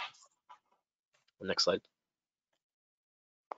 All right, so phase 4. So phase 4 finishes out that southern portion of the new North Nevada Street road network. It also deals with that new radius, that new alignment that goes to 8th Street. This is where that flex field is also included. So nothing will be built out at this stage. It's essentially just a preserved open space with a dedicated parking lot to the west of it. I think we can go to the next slide. Yeah, and the infrastructure for phase 4 is also pretty simplistic. It will just be kind of site lighting and some storm sewer drainage going to that pond P5 that we built out in phase 3. So it's essentially just kind of finishing up the utilities that are required for that parking lot. Next slide. And actually I can take this one. So phase 5, again, that was that analysis of looking completely west of our area just to have that be set to future develop that area, but essentially there's minimal work there except for some ponding and culverts to make sure we're setting that up for, you know, potential future developments there. So next slide. You can go through this. So we did some cross sections of some of the roadway networks, and so cross section AA on top has the basically the one of the main roads that come through there, and then has the multimodal trail on one side and landscape buffers. So we kind of just wanted to show a visual of how that would look. In this layout, we have a median in the middle, a raised median that can provide some pedestrian calming, and a little more narrow widths of roadways are in cross section BB. So we have some ideas to slow down that traffic and have people go through this area with the pedestrian movements in mind. Also in cross section BB, this is where it's up against the pond. So we just kind of showed that relationship of how some of that drainage goes through different green space areas, landscape buffers, and then down into the pond and then out through there. So we just wanted to show that plus some of the utilities underneath and how they would be laid out. Next slide. Yep. All right, so now I think we'll start to look at some rendered perspectives of these spaces. So this first one you're looking at is the drainage channel is there to the left, and then what you're seeing is the multimodal trail that runs alongside it for the entirety of the site. So again, really an emphasis on native plantings here, things that are drought tolerant, things that celebrate, you know, the plants that thrive in our desert climate, and really trying to shift, you know, people's mindset to, you know, to what desert beauty is, and get them to, you know, appreciate and want these plants. And then in the background there, what you're seeing is one of the baseball fields. Next slide. What you're seeing here is a view of one of the concession stands. So I haven't spoken to this too much yet, but each cluster has its own concession stand. So there are a total of 3. Each one would happen in a separate phase. So each concession stand would, of course, be a place to sell food and snacks. They would also have restrooms, and then they also have an observation tower on top where you see the people overlooking the fields. Next slide, please. All right, this is the baseball event field. So if you remember that I mentioned earlier, the northeast facing quadrant, the one on the top right, those are the event fields in each case. So these fields are the ones that have the larger bleachers. They'll have the better lighting. They'll have the better scoreboards. So this view is looking at the event field for the baseball. The other fields will also have all those things. They'll have bleachers. They're just going to be much smaller. They'll of course have the scoreboard. They'll just be much more minimal. Next slide, please. So I can speak to these. I mean, there's a lot of numbers, but basically these are some of the cost tabulations that we did. I won't go through all of them, but just to give you a general framework, the green bars up top kind of explain each phase that we went through, and then we broke those up into a handful of different disciplines: civil, landscape, some of the hard costs and soft costs associated with that. So we try to do our best, but again, this is a master plan, so we're just getting general ideas of what we feel the current market values are for these various items as we went through them. A couple things to note is that, really we included the soft cost section there, permitting, design, contingency. There's a large part of the dollars that are essentially in the soft costs. So when we look at this entire, roughly 120 acres, there's a lot more that will get developed as each one of these phases gets properly final engineered and designed and then built out. But what we wanted to do is give you an idea of all the things that we talked about, how much they generally cost, and as you go through phases, how much they would cost individually.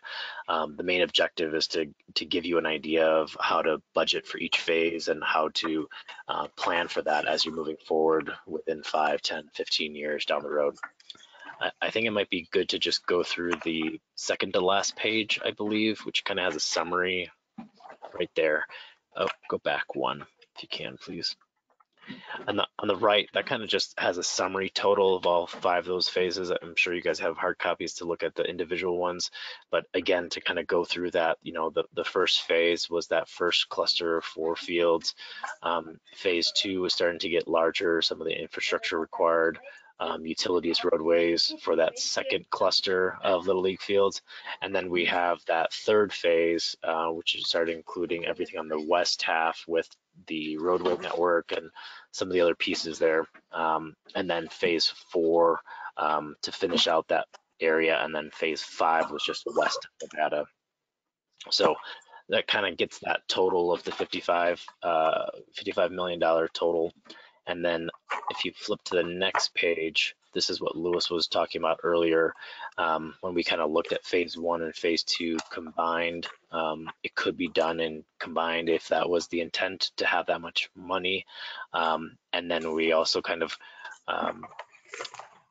broke it up on the right to be the Little League field cluster only. So that kind of shows the difference between the two, but we did remove the artificial turf in there, and that's what some of the cost deductions from that version 2.0 to this version 3.0.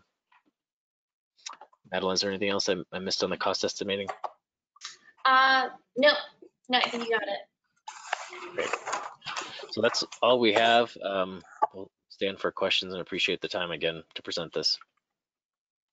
Hey, I have a quick question. Where you have your tower where the mothers can take pictures in the concession underneath, where are the boxes for the adults sitting in that are changing the scoreboard? Probably. There would probably be a segment of that top portion that would be dedicated for that. We haven't gotten to that level of detail in this round. At this master planning round, we really just identify where the concession stand goes, but I think it would be on that top level, and then how that space gets separated would come later down the road. So I was to understand this was the complete project drawn, ready to go for when we, so we have another phase, another drawing to go. No, I think the next phase would be actual construction drawings where. This is a master plan. The next phase would be, okay, council, what do you want to build? And then we would have actually blueprints that you could bid out and get permits on to construct. Okay, I get it, but I'm thinking if we paid this much for this drawing and you two folks and your time, their baseball fields, it's simple. You got to have a score place for them people to sit to score and the scoreboards. And I know I'm not seeing outfields other than a couple pictures, but you know, there's one here on page 22. I should be seeing a scoreboard here somewhere. I should be seeing some place for these folks to sit so they can be pushing the buttons. And because I remember my kids sitting up there counting the balls and the strikes and the pitches. So to me, that's kind of important. That's almost a little more important than the tower of the mothers taking pictures, but that's my personal opinion. I don't know how everybody else feels. I'm done for now. Thank you. I don't want to talk about this. Any questions? No, not for them. All right. What I'm very interested in the fact we had the 3.3 million for phase 5, which has nothing to do with softball field or baseball fields. That's added to this.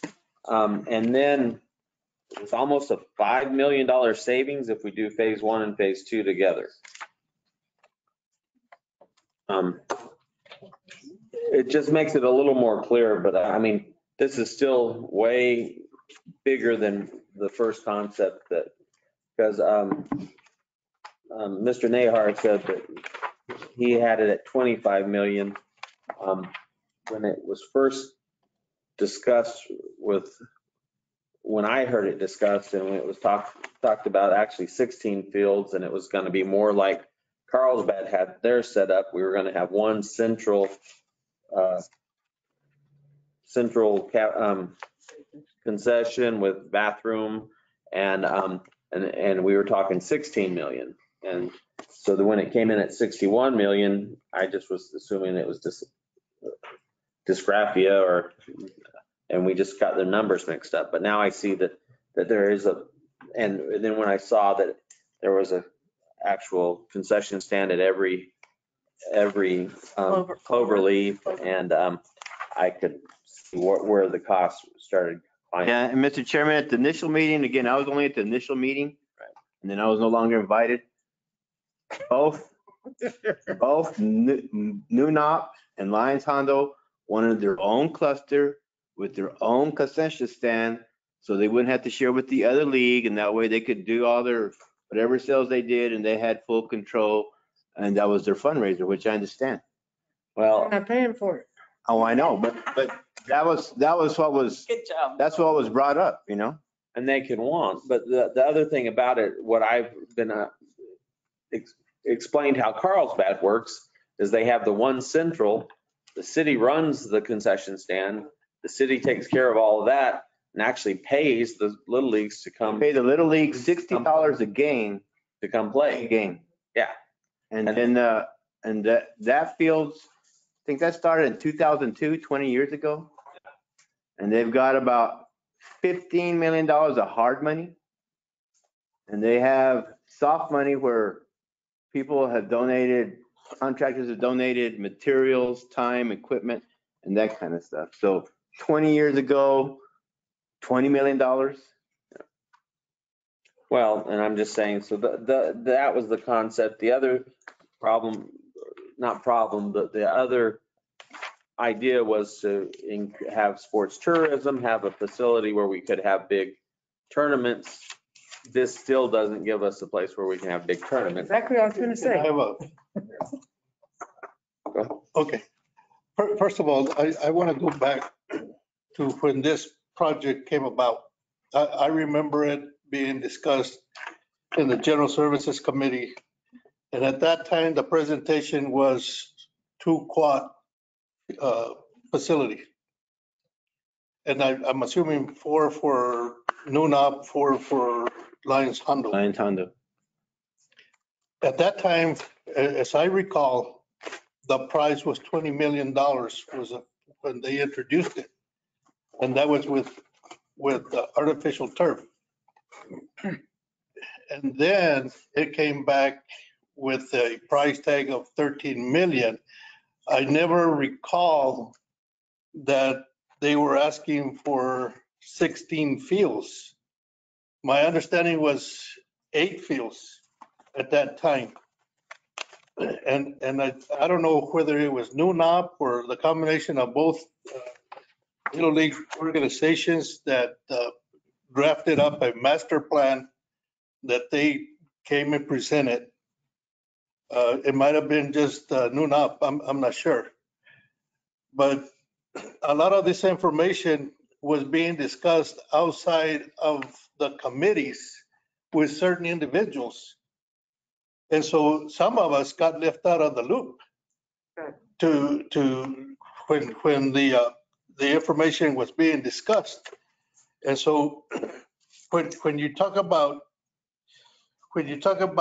them bringing in without any specifications of how they arrived at 20 million or 13 million, all they presented was a sketch that this is what's going to cost, without taking into consideration the infrastructure, the road, the everything else that goes along with it.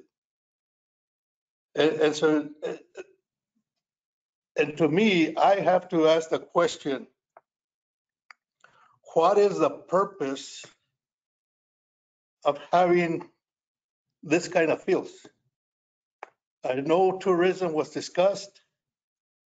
And then my other question is it tailored for Little League or is it tailored for USSSA? Because they both have different fields. And so if you cater it or focus on Little League fields and our main focus is to bring in tournaments,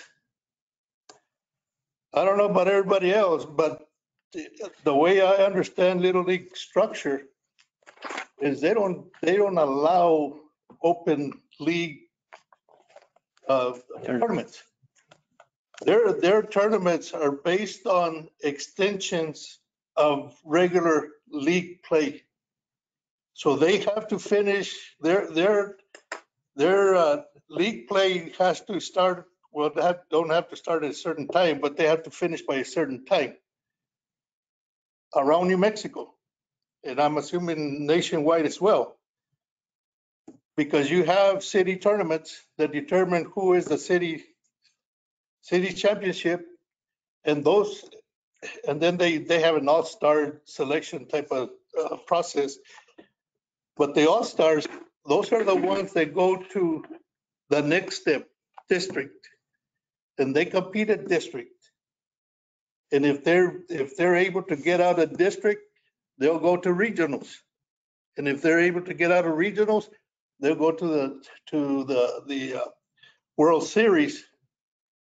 But it would be the United States World Series. And if they're able to get out of that one, they compete internationally. And so I can't see how we can even want to consider so much money when the tournament, which is one of the focus, is not going to be there. You're not going to bring in 100 team tournaments. You possibly could with USSSA, or I mean, those are the only two that we have here. I know Dixie League and there's some other leagues in the United States. But here, you're not going to compete.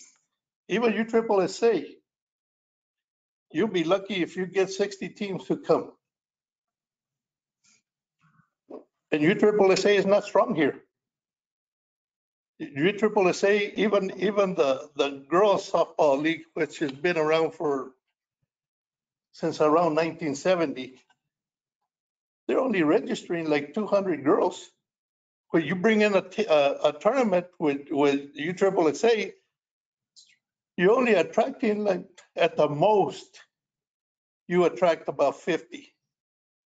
The one that we put on when we opened the fields, it wasn't USSSA, it was ASA, but we brought in, I don't know, 35, 40, I don't remember what and that was the city sponsoring it free of charge.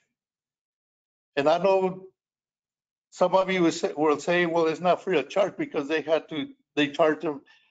But that is with any organization. You have to be a member in order to compete in their organization. ASA has a membership fee, if you want to call it. USSSA has a membership fee. I mean, all the leagues have. Roswell Youth Football League, soccer, they all have to become members of an organization in order to compete. So my point is that Little League is not structured to be able to bring in those kind of tournaments. Now, if you talk about USSSA, there's a good possibility that they could eventually get to that point. But the way this thing reads, it's a Little League fields. And so I have a hard time understanding why we even consider discussing even this master plan. Because number one, the number is way too high. And even if you phase it out, I hate to say it again, but Roswell has an incredible reputation of starting a project and not finishing it. I would hate for us to go through to phase one and then not be able to come up with the money. And then they'll sit out there. And so I think there's other ways of looking at to accomplish the same thing that we're talking about here. To get and one of the questions that I have for Louis was, isn't one of the reasons that we want to look at Nunop to get out of there is because of the flood zone area? That's one of the reasons with Nunop is, you're correct, Counselor, is that they pretty much outgrew their facility and that drainage area is going to increase, especially with the development to the north. But I don't know if you paid attention, Memorial Weekend last year and Labor Day weekend, the park itself and all that, some of the senior field and the backside of the minor field were all flooded with water all the way back to what would be 19th Street. And I think we can address those issues without spending this kind of money. Whether we look at Lions Handle Fields and taking the Nunop up to Lions Handle, because they have a lot of land out there, and they also have the fields already. And again, I was tasked with a master plan for these type of fields. Okay, here you have this. Yes, we did add the larger baseball fields just to do the what ifs.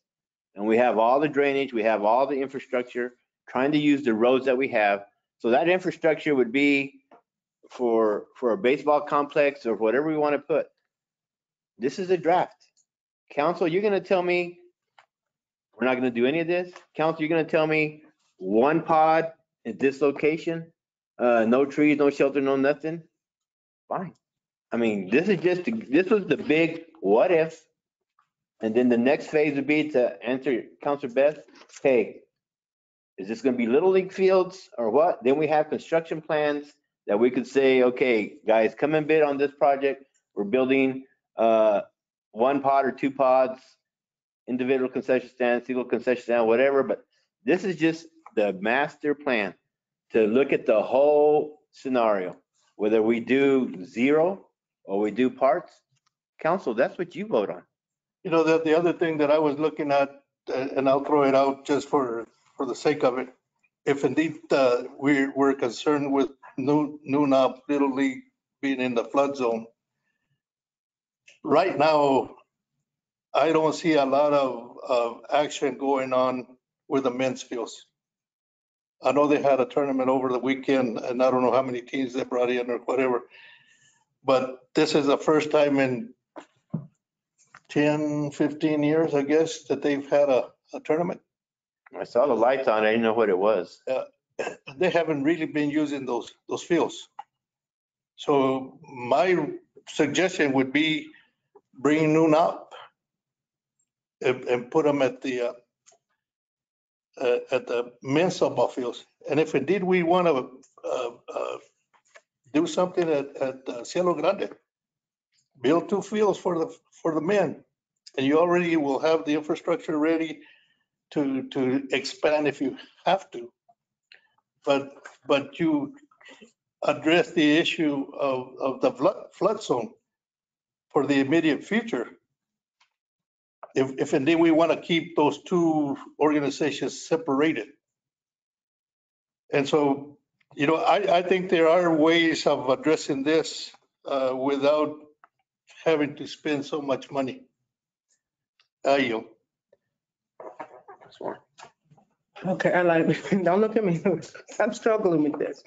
Now, I understand where we had the one little meeting with the tourism and sports tourism. I remember that one little meeting, the little nice presentation. I remember that. I remember, and I'm not saying this in the back because I am truly a sports fan. Don't get it twisted. But I kind of feel like this is a lot for just 8 teams that are going to use those fields, or 4, how many have we got? Now, I do like the big field. I don't, you know, I might see that a little bit, but what about the other sports? If we spend $61 million on Little League, what is the little, why, what the people, RYFL, what, they're going to need 61 million. Everybody going to want to see, now the basketball player, we got $61 million on some baseball fields, and the basketball players, they barely got a little bleacher to sit on in the little bitty gym. You got one basketball field for them to play all those leagues. I think more people play basketball, kids play basketball than, well, they used to, I don't know if they still do, as they do baseball. Maybe they don't charge as much, I don't know, but I struggle if we're doing sports tourism, how much sports tourism is really in Little League baseball? How much money now is to be made? Now, I know from history, a lot of how much money they make in adult tournaments, but a lot comes because there's alcohol. I'm sure a lot goes with that. But I remember the Budweiser tournaments used to be all that there was. We spent days and overnights and stuff at the baseball game. So I struggle with not just a big number, but the idea of that's all it's for. Now, I can see if we're in this meantime, we were doing a couple of things, if we added something else besides baseball in this while we're doing this pretty picture. But this is just for Little League, and I'm struggling with that. I like $61 million. I'll never be okay with that number. I know it's going to be expensive, whatever if we're going to do to grow it out. I know it's going to take money, and I agree with the phases, but I still don't think $61 million is what we should be spending money on right this minute. I figure there's so many other things that can be finished before we start something this big. Now, if you wanted to start one, I guess I can see that, but I still struggle with thinking that this $61 million is how many years are we talking to get this done? If we went this route, can anybody tell me what we're thinking? Carlsbad took like 8 years to do it. And they have 16 fields or 8? Oh, they have more like 16 fields. They have more fields than this. And Councilor, what I wanted to say is that you've already fallen into the trap. It's right now it's not 61 million. Right now it's 52 million. Or it's because 3.3 million is just talking about drainage on a phase 5 that doesn't have anything to do with this. I'm not just using the number as. I know, but that was the thing that, and that's what I'm saying is one of the problems I have is this became an albatross that hung around our neck because, and it's not a design, it's not even meeting the sports tourism idea that first came out of the concept because Councilor Oropesa is correct. Little League is not sports tourism. Correct. Because the state tournament, the regional tournaments, we might be able to get a regional tournament if we had a facility like this. Yeah. But it's not going to be something that we're going to get people in to pay for this. Right. It's going to take, I always say it wrong, USSA. And, you know, and getting 60 teams in for a weekend. And when you're talking about that, you're talking about you're filling every single hotel there is and a lot of money being spent. But this facility won't bring that in because they're not going to come for 12 fields. You're not going to have 60 teams taken care of in 12 fields. You're going to have to use the other fields that we have in existence. They come to one central place so that they can play in one place and not have to go all over to drive. Well, Not necessarily. but a large portion of them, and that's when I talk to some of them, that's what they're wanting. They're wanting a centralized place where they're not spread out all over and having to rush everywhere. Who is they? Well, UTSA teams and the parents and the people that get them all. Can I respond to your? It is not uncommon to go to tournaments. I've been to a lot of tournaments. Mine have been softball. And a good example is Rio Doso right down the street. They have fields scattered all over. And as a matter of fact, they even use Capitan. Capitan is part of their fields. And Capitan is what, like 45 minutes? I'm not sure what, 20 miles away. And people don't mind traveling back and forth. If you're an enthusiast of softball or baseball and you join up, you enter a tournament. You enter the tournament with the understanding that you're going to be playing in different fields. Las Cruces is the same way. The Cruces has the Hag field that has like, I don't know, three quads. And then you got the Field of Dreams on the other side of town. And when you enter the tournament, you're entering with the understanding that you're going to be traveling. Lubbock, same way. Lubbock has different fields in different areas. In one game, you may be playing on this field, another game, you might be playing on that field. But the people that enter the tournaments are the ones that enter it because they want to compete and they want to go and they don't mind traveling. Roswell is not that big of an area where you can get from noon up to Lyons Hondo in about 10, 15 minutes. And even to the east side, because you got two good fields at the east side that can be used. The girls softball. And the girls complex as well. And you got the men's fields. So you got a variety of places where you could have a good tournament here in Roswell. But the question is, to me, there has never been a Little League tournament in the 50 plus years that I have been in Roswell. Never. And so I think before we ask the community to invest in that kind of money, they have to prove that they are able to attract that kind of participation if indeed this is focused on tourism itself. Because my opinion, they won't come. You won't get those teams. I'm not finished. Can I finish? Okay, go ahead. Right. And my other, like I said, and the other thing is like, if they don't want to pay the fees now, they want to cut the grass now. So how are they going to want to help pay for this? They don't want to pay the $10 now because they cut the grass or whatever they be talking about. We had a big argument with them before because they didn't want to do this because, oh, we don't have to pay that $5 because we put some bleachers over there, whatever. So how are they going to want to take care of this and pay for this?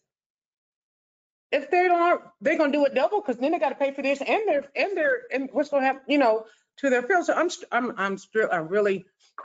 not okay with this. I am not okay with this. I don't feel like it was, I know it's been thought through. The thing is nice. It's beautiful. I think it's wonderful. I still struggle because we already talking about this and we ain't even built the park. We've been talking about for the all-inclusive park already. They ain't even no picture of it. It's just a little dot. And that came up way before this. Why are we already on this? We ain't even started the inclusive park yet. We already bid the inclusive park. Yeah, they're digging there. They're digging there. We'll be awarding it at council. May I jump in? No, just.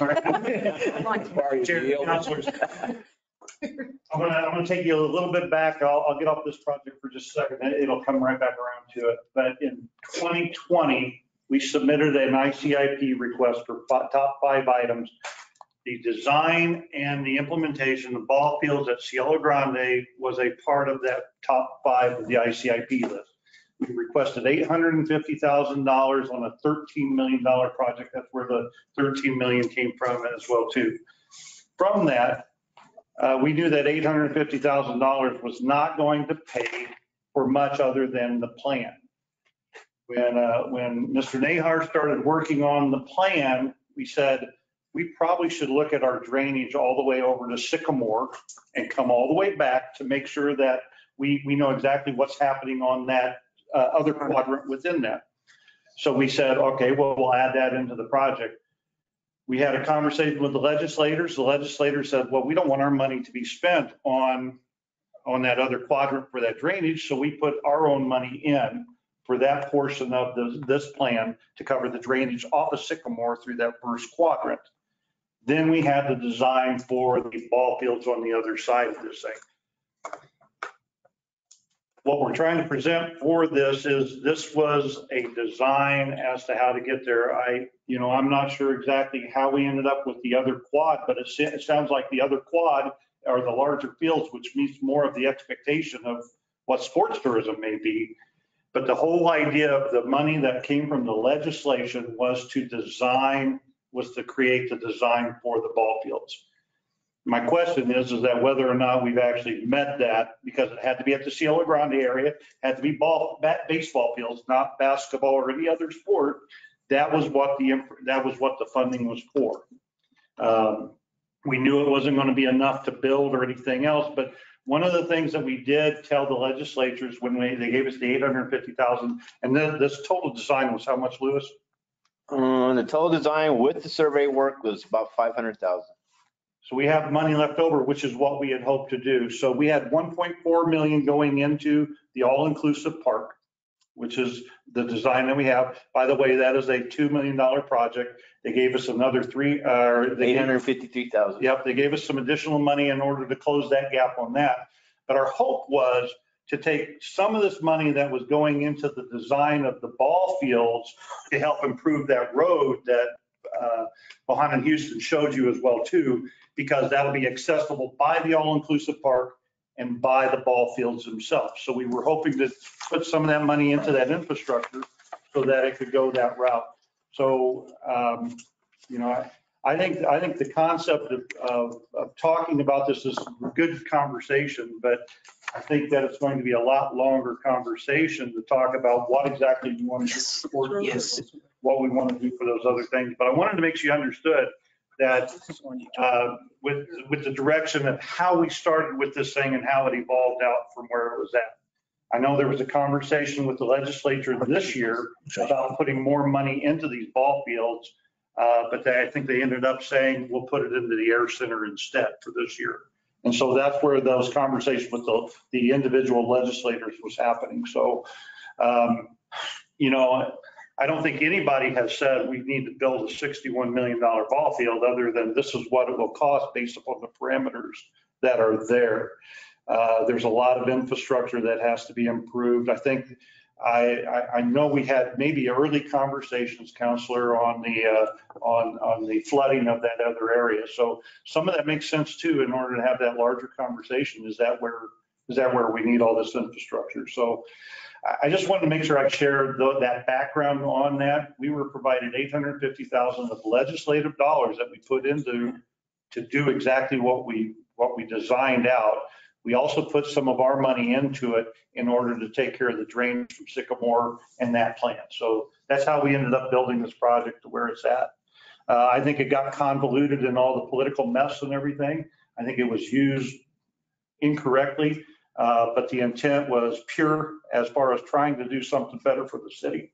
And so I just want to make sure that we leave that with that as well too. So I'll answer any questions as well. But the infrastructure could be used for that you were already talking about, we're paying for, could be used if you were doing something else, because you've already, like you were saying, this road, for instance, that was already in the. We were hoping to drainage. put some of that money into like the road work in order to do those improvements so that it would help with the all-inclusive side as well as the sports side. So the amount of money that we have left, around 300,000, right? So that still can be used for the road. in my estimation, I would say yes. I think that meets the expectations of what that, our request for what that money was for and what was approved. That money can be utilized for that stretch of road that runs between, for the quad and for that. But that would have to come before the council? It would. Correct, to make sure that it. Yeah, and when it's over the $60,000 mark. So what'll end up happening from here is that we're going to steal out of this plan the parts that we need in order to finish our obligation to spend the legislators' dollars. Well, but the thing is that the money is specific to Cielo Grande. So I don't see the problem that we should have if we spend it at the Cielo Grande facility. Agreed. As long, and in my mind, that road that cuts into the baseball field is going to be a joint use road, and I believe it would meet the expectations of what the legislation intended for that money. The only thing that I would throw in is the engineer is, depending where we're going to put the roads, we got to make sure that anything underground, we get underground before we build the road. Amen. Dig it back up. So. Really, we don't want to put it right down and dig it back. We do that all the time. Y'all been doing that with We the just trees. did that. Yeah. Don't get me started on the trees. I would like to approach the two folks online, Madeline and Amit. Madeline and Amit. Mm-hmm. I am impressed with your drawings because you have put down all of the infrastructure that needs to go first. This town for a long time, I think, has tried to pile stuff on top of old infrastructure and the lifts and everything. I know I use a lift at one of my buildings. I'm impressed. Thank you for the drawings. I greatly appreciate it. I'm going to use some of your landscaping at my house. Is that okay? Definitely. Yeah, thank you. Yeah. I don't think I can find the barrel cactus since we're in New Mexico. They don't grow very well here, but the grass, the other stuff, yes. Thank you. Yeah, we appreciate it. Thank you. And I appreciate having it broken out like this. I do think that one of the things that I want to still stay with, one of the phase 5 portion, the development portion, I know the city has talked, is it this MOA? We have so many different acronyms. The municipal, what was? OMA. OMA. See, we have so many acronyms, I get lost. But getting the drainage and using this and developing that area in commercial and even into some residential lots. I do think that some of it needs to still stay with Cielo Grande and be ready, because I think that this doesn't hit the purpose of having capacity of, we could have more baseball fields if we had the west side of that Nevada too. And I should say ball fields, because it's almost a lot of them with UTSA, they can softball, baseball, and So where did you say that you go? Hey, can I, one of the things that I think we're missing here is, are we tracking if there's any growth in our sports organizations? If we go back 4 or 5 years, have we really grown to the point that we need something like this? Or do we need to look at other options? My opinion would be that we haven't grown. One of them because of COVID, obviously. But if you look at the numbers that the kids are being registered, I would venture to say that those numbers have not increased if they have increased maybe a percentage or something like that, but they haven't really grown, just like our population didn't grow, but by what, 56 was the total number? But may I counter with, we have to plan for growth. And if we have 800 homes and we have the families come in, we're gonna have to, we want facilities. And when you look at this facility, it's beautiful and it's nice and our kids deserve it. I don't think we can afford it right now. But if we do have the 800 homes coming in north of there, if we do have those families, I see us planning for it. I mean, I'm in the elementary schools. We have a lower population of kindergartners, lower population of first graders, my school is we're losing our lower grades and we're graduating big grades and getting less kids in. And so right now we're in a down cycle for kids. And I see that for the whole school, for the whole town. So, but if we have this growth, if we have the pushing in with the companies coming in, we're going to see some growth and hopefully we see a lot and we want to be prepared for it. And I totally agree with you. And that goes back to planning, making good plans, determining whether the trend says that there is growth that's going to happen or not. But just to assume that we need to build this just in case that there's growth.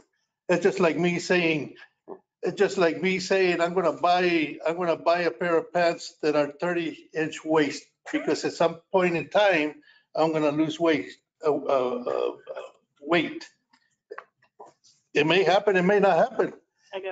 Chances are it probably is not gonna happen. But I understand planning for the future, planning for the growth of Roswell, if we see a trend that is going down that lane. And that's what this is. This is planning. This is money that we got from the legislators to plan. Planning. Yeah, if I may, Mr. Chair, let me throw a little bit more on top of it. We now have an employee that is dedicated to the sports tourism piece. So the request for the information that you're asking for, the historical data for all of our different sports and everything will be forthcoming to the city council at a meeting close to you, in the near future. But we have just started, he just came on. Yes, a couple of weeks ago. His name is Sean Lewis. So we're walking through that. And the sports tourism concept goes all the way back to one of our retreats back in 18 or 19. We believe that we have all the other infrastructure such as the hotels, everything to make capacity for that. And so we're going to start putting that information together because, again, we don't want to go out and build the wrong type of field either. I mean, depending on what is that need and what is that activity. I mean, I think we need more pickleball courts right now, just because of the growth of that sport. So take off a couple of million on here and then you can get you one. Go ahead. May I speak as a parent? What's the parent? Okay. I know, as I'm speaking as a parent, not as a city employee, but we give a lot of money to Hobbs and Ruidoso and Carlsbad and Lubbock because of their complex. So I think if the council's decision is to attract for quality of life, great. If it's to attract for sports tourism, great.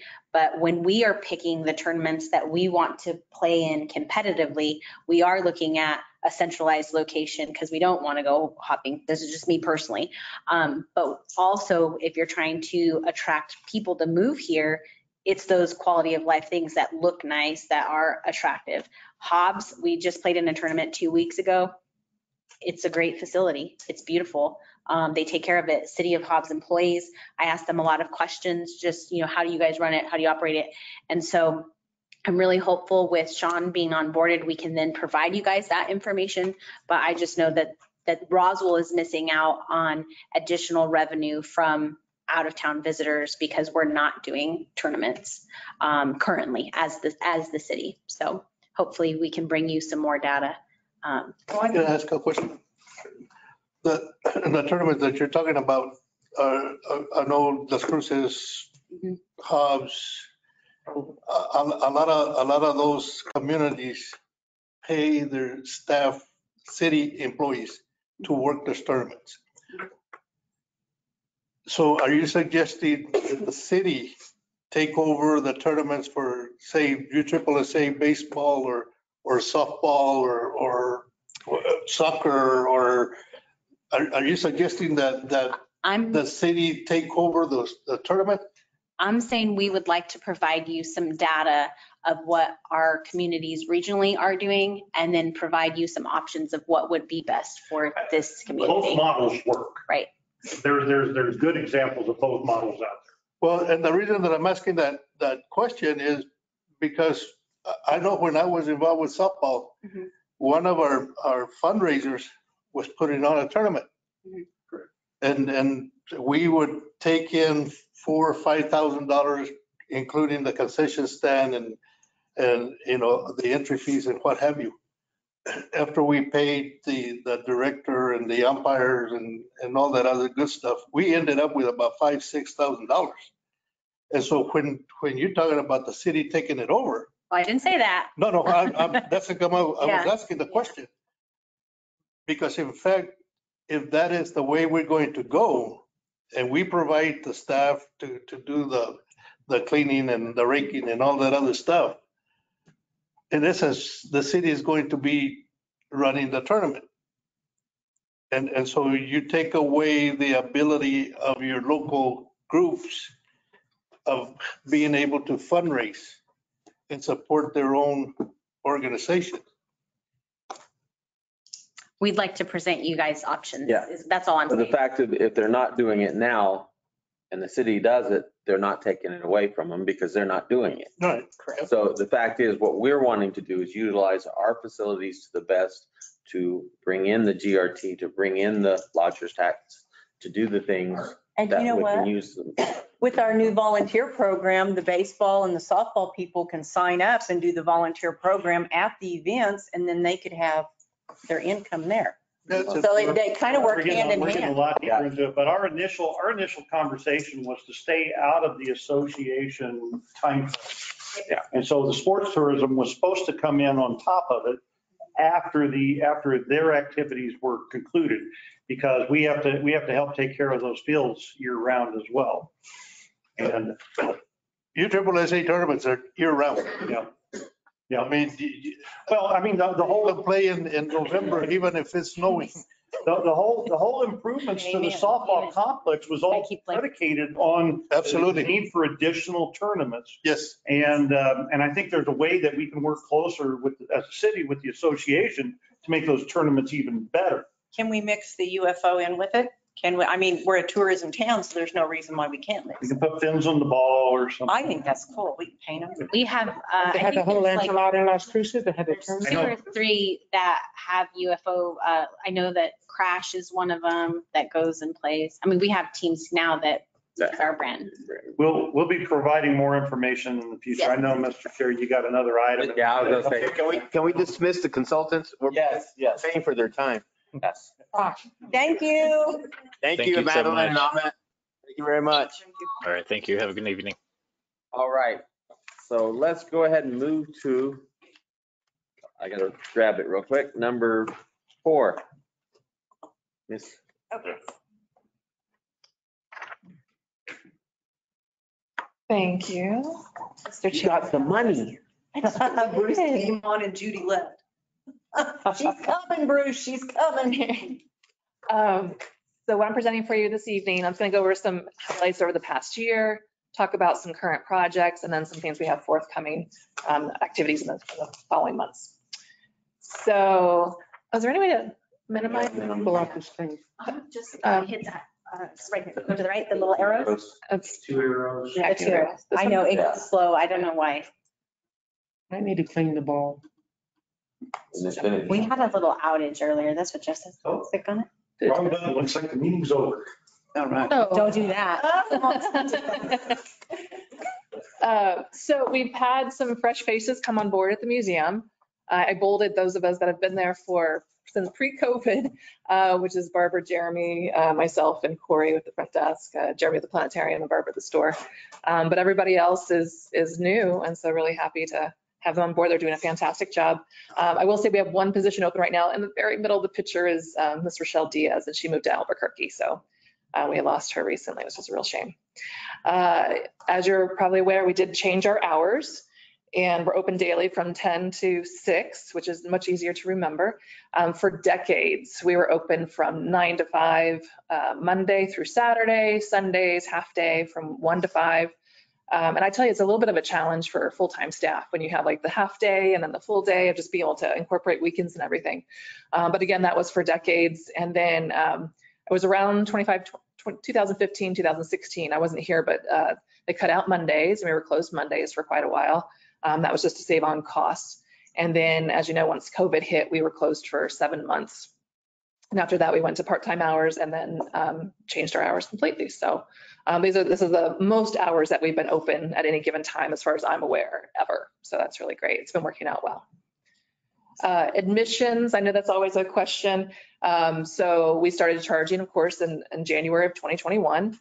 And you can see the figures here. So overall, well, let me mention, so our attendance in 2021 was lower than pre-COVID. Of course, we're in the recovery stage.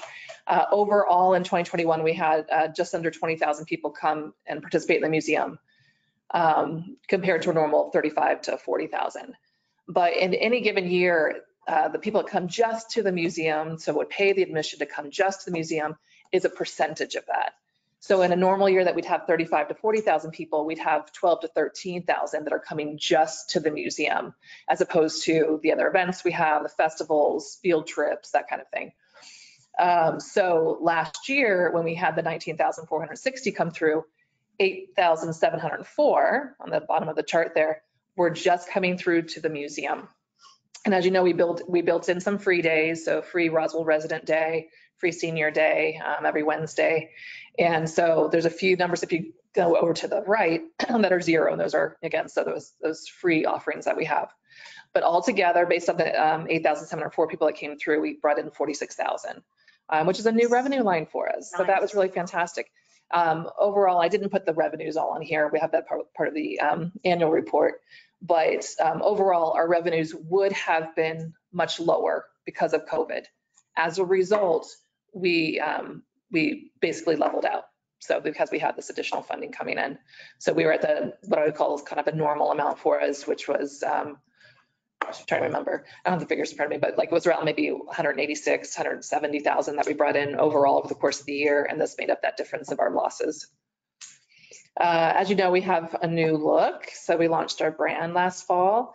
3 advertising, developed the initial brand, and then Rochelle Diaz, while she was working for public affairs and coming over to us, helped with some of the ideas for merchandising, which we're still implementing.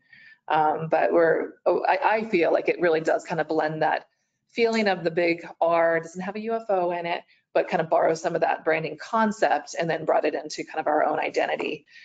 So I think it looks really great. We've had a lot of compliments on it. With the planetarium, in addition to expanding our regular museum hours, we also expanded our show schedule and we added a planetarium assistant position to assist with that. Previous to this, we were open, we did public shows 4 days a week. Again, at the time, we had a lot more field trips than we have now. But that being said, we're now doing 16 public shows per week, plus a bonus show is what we call it on second Saturdays at 11, which is a free show as a part of our resident day. Also, in the last few months, we added on a few additional shows. I've brought it up before that the shows are fairly expensive to lease. And so we're always looking for sponsorship opportunities to help offset those costs. But our foundation, our museum foundation, invested in us getting 3 new shows, which was right around $15,000. But we have 2 that Are they a one-time buy? I'm sorry. They're leases. Oh. So you can, we always go for the 10-year lease when we can, which is the maximum that they do. But some of them sometimes are 5 years, that kind of thing. So we'll have to, over time, reinvest in another 10 years or so. But we're staggering it. Every year we're adding on 1 to 2 shows. If we can afford, we do it more. So like the 3 here. 2 of them are kids oriented. So the Sesame Street, we premiered that in January, I think January 7th. It was a real hit. We sold out. This is actually a picture from that. We don't normally do food in the planetarium, so just All the popcorn. yeah, we did popcorn, which was really sweet. There was a sing along to get the kids excited and start out the evening. We had a photo booth, we had balloons and everything, so it was a ton of fun. And then also Zula Patrol was, I don't think they have it anymore as a show, but it was on PBS. And so it has a little bit of a climate focus on recycling and that kind of thing, which is a nice show. And the natural selection has to do with Darwin's theories. Easing back into our classes and workshops, we started presenting those again last fall. So this is kind of a lineup of some of those that we've been offering. And I wasn't sure if you were all aware, we have this program called the Grattan program or Grattan workshop that we offer. It's an endowed restricted fund through the Grattan family, and they continue to add to it. So we benefit from that. But out of the endowment, we use the interest to invest in doing 2 workshops generally a year in which we bring in a professional artist from somewhere in the US. It could be local, it could be somewhere within the state, but it's also been national as well. And they come and they give a workshop, and the students pay on a sliding scale, anywhere from $0 to $125.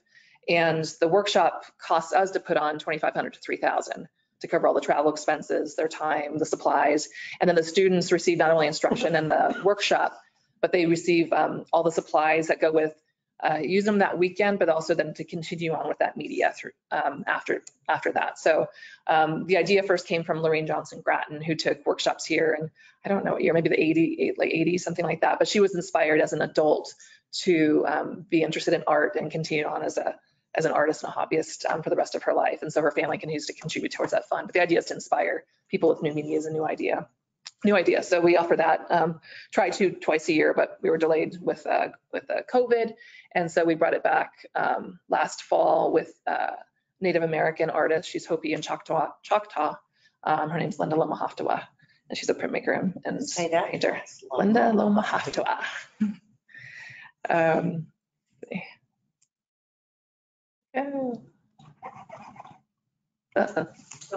I'm not, it's pausing. Go. Okay. Something else we added on was Second Saturdays. Now, Second Saturday is our free Roswell Resident Day, but knowing we were going to have people coming in, we wanted to offer them something more than just visiting the museum. So our foundation sponsors our Second Saturdays, which is free hands-on art or science activities from 10 to 1. And then we have that also the planetarium show at 11. And we've been bringing in anywhere from 75 people on a slow day to 200, 250 just for that art activity. And it's been super popular. During the summer when we first initiated it last year, the New Mexico Humanities Council sponsored all of our supplies. And we had Explora come out to give a presentation, which was super fun. So those again happen every second Saturday of the month. And then we also build in other opportunities during those second Saturdays. So sometimes we'll do a reception or some sort of gallery talk, but just making it an experience for people when they come, so that if they sign up to become a member and they want to come more frequently, they can just kind of get a full idea and understanding that we're trying to offer as much as we can for our community. And it's been a really great sampling and lots of fun to do. We also, and this is a little bit having to do with having new staff comes new ideas. So we've been doing drop-in programs. Right before COVID, we did something that's called gentle yoga. So it's for people at all levels of yoga. And there's a picture here from one of our early sessions. And then we continued that online and then now back in person again. But we also added on a game day, which is once a month on the first Saturday, and then something called So Crafty, which is for adults to bring their own supplies and projects, but to do craft sessions Wednesdays from 1 to 3. So they're drop-in programs. And the concept for me is it goes kind of back to a European model. When they're looking at museums, they're looking at more of a community center and offering not just those exhibitions, but other types of things to build audiences, to build interest, so that when they're coming, they're experiencing the art too, but also just having an opportunity for conversation, having an opportunity to develop their interests in other ways. So it's been a lot of fun to offer these. The game day, we've done it twice now. And those have been really popular, about 30 people coming to those. The yoga has its own following of 10 to 20 people that come. And then the crafty sessions have been about 15 to 20 people. And it's free to members. This is also looking at our membership program and how do we build interest there. So it's free to members or $5 for non-members, or if they want to build it into a museum admission, they can do that as well. So just, again, some variety of opportunities. Family after hours. This was something we did pre-COVID. We probably started it in late 2018. We offer it twice a year, but it's in partnership with the school district and the Creative Learning Center of the Elementary Arts Program. Basically, we're a host, and they work with us based on our exhibitions to develop activities, and it's a drop-in family activity night of art-related happening. So they do both performance and also visual art. And the teachers from RISD provide the instruction. And again, we provide the framework, so the tables and the support and the facility. I've mentioned this to the teachers, to the Creative Learning Center, to the superintendent, that I want them to see us as an extension of their services. We're here for the community. And so anything that we can do to support them and work strategically in partnership, we want to have those conversations. So we started this back again last October. We're having another one come up on April 28th, and it's just been super fun. Pre-COVID, it was bringing in between 450 and 600 people in 3 hours. And so this last one in October was probably more like 300 people that came, but it's just a lot of fun. And we're always, again, trying to develop different audiences. And it's lovely with partnering with them. They're able to use their robocall system. So every parent knows that we're offering this. And so it really helps with marketing. So it's a lot of fun. Something else that's different that we've added this year is the Holiday Artisan Market. I don't know if any of you had a chance to stop by, but it was really great. It was very much enjoyed, a lot of compliments. The Pecos Valley Potters Guild, as you might be aware, they did their show at the convention center and actually other places over the years, but they presented that show for 32 years. They've been a guild for 35 years, and it really started under the auspices of the fact that we had such a developed ceramics program at the Roswell Museum, and Area Finch and all that she's done and committed to the community. So the Potters Guild, the members are getting a little bit older, and it's hard to set up booths all the time. So they decided that they weren't going to do their formal show anymore, but I didn't want to lose sight of it, and I wanted to honor the work that they've done and that they continue to do.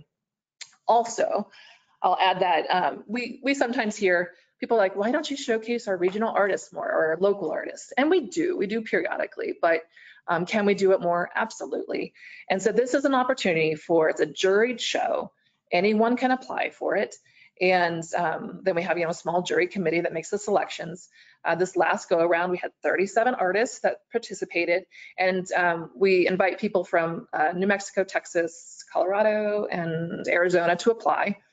So we did represent Texas and Colorado and New Mexico. And again, it's fine and contemporary crafts. So it's not just art, it was also textiles, and we had somebody who crochets bowls. We had some wood carving that did really well. And it's an event to provide something for those local and regional artists, to showcase them, but it's also a fundraiser. And this is working in partnership with the Potters Guild that we made some of these decisions. So it's a fundraiser in that the sales of the items were split 60-40, 60% going back to the artist and 40% going to the foundation.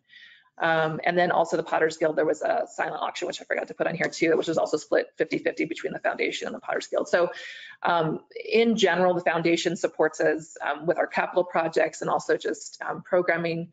And each year they give us around 40 to 50,000 to, again, things like Second Saturdays and other types of programs that we offer.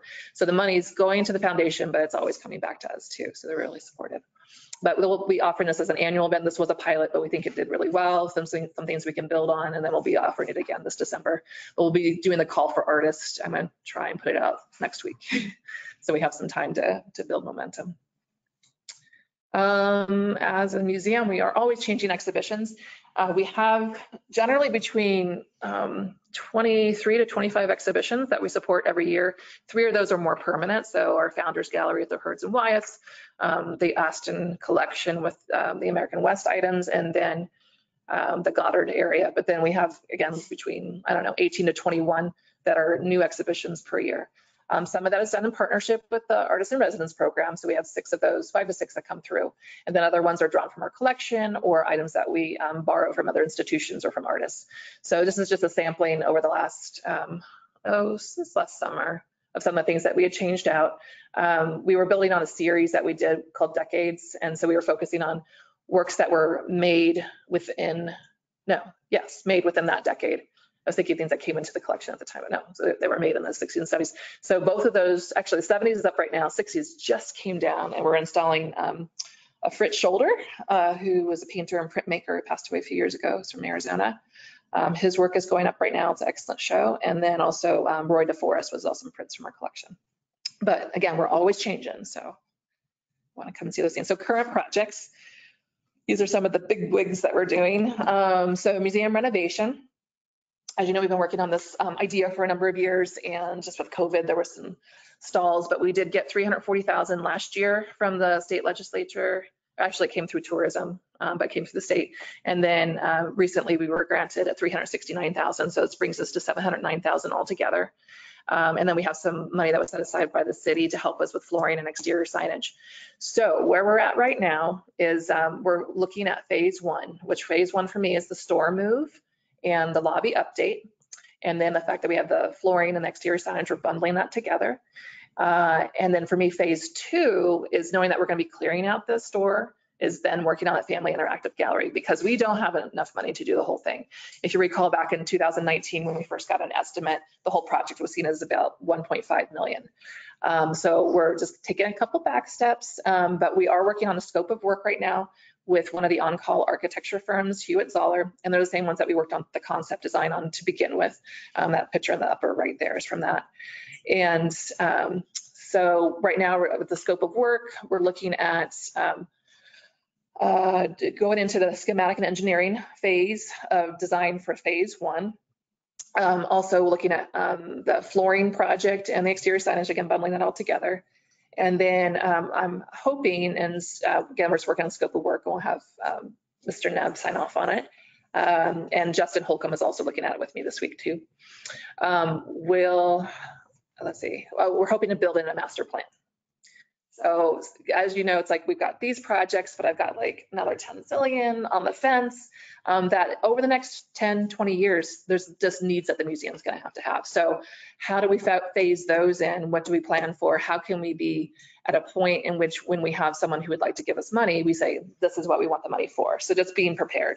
But that's where we're at right now. Again, this week we're reviewing the scope of work, and we'll hopefully sign off on that in the next week or so.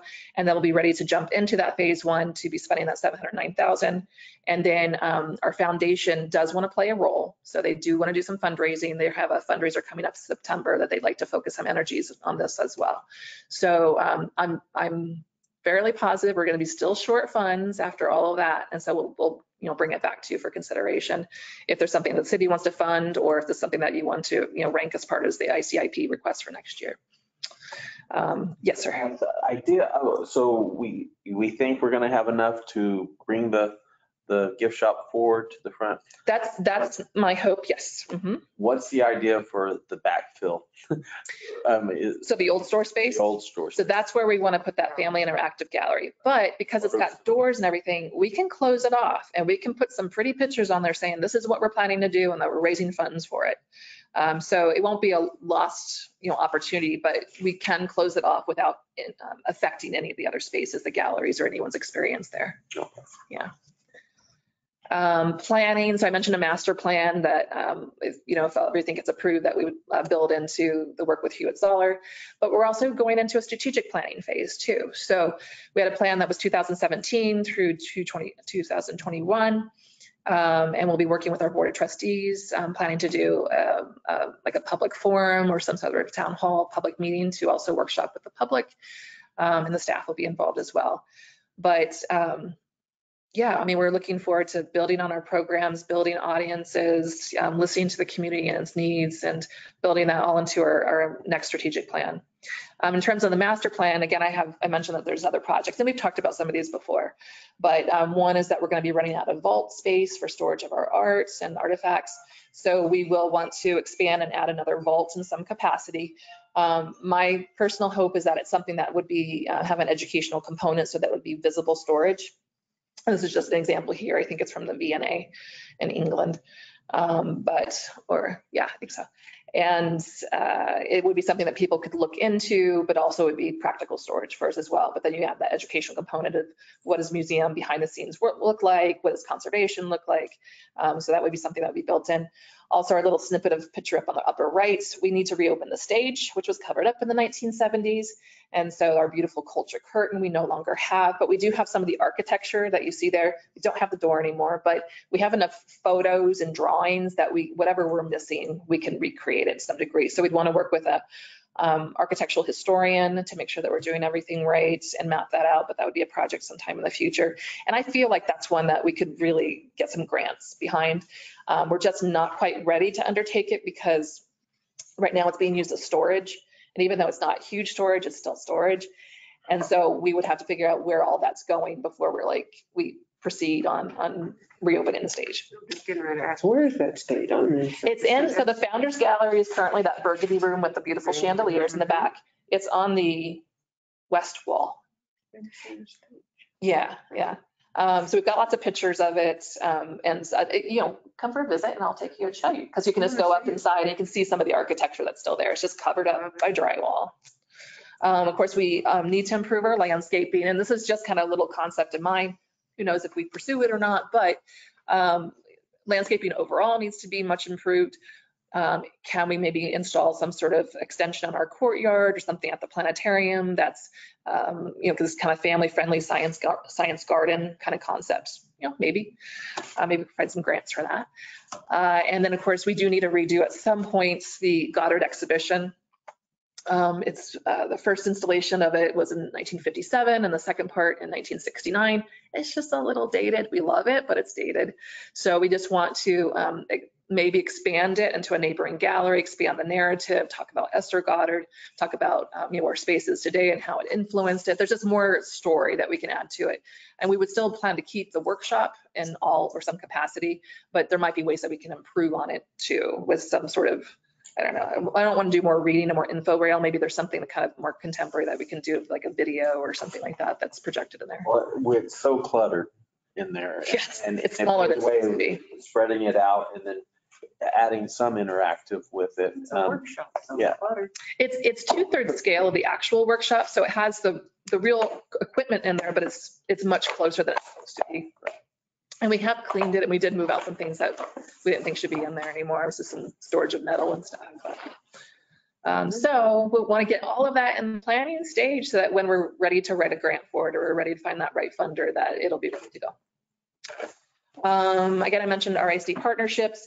Met with Brian Luck before last. I meet with all the new superintendents just to say, hey, we're here and we want to partner.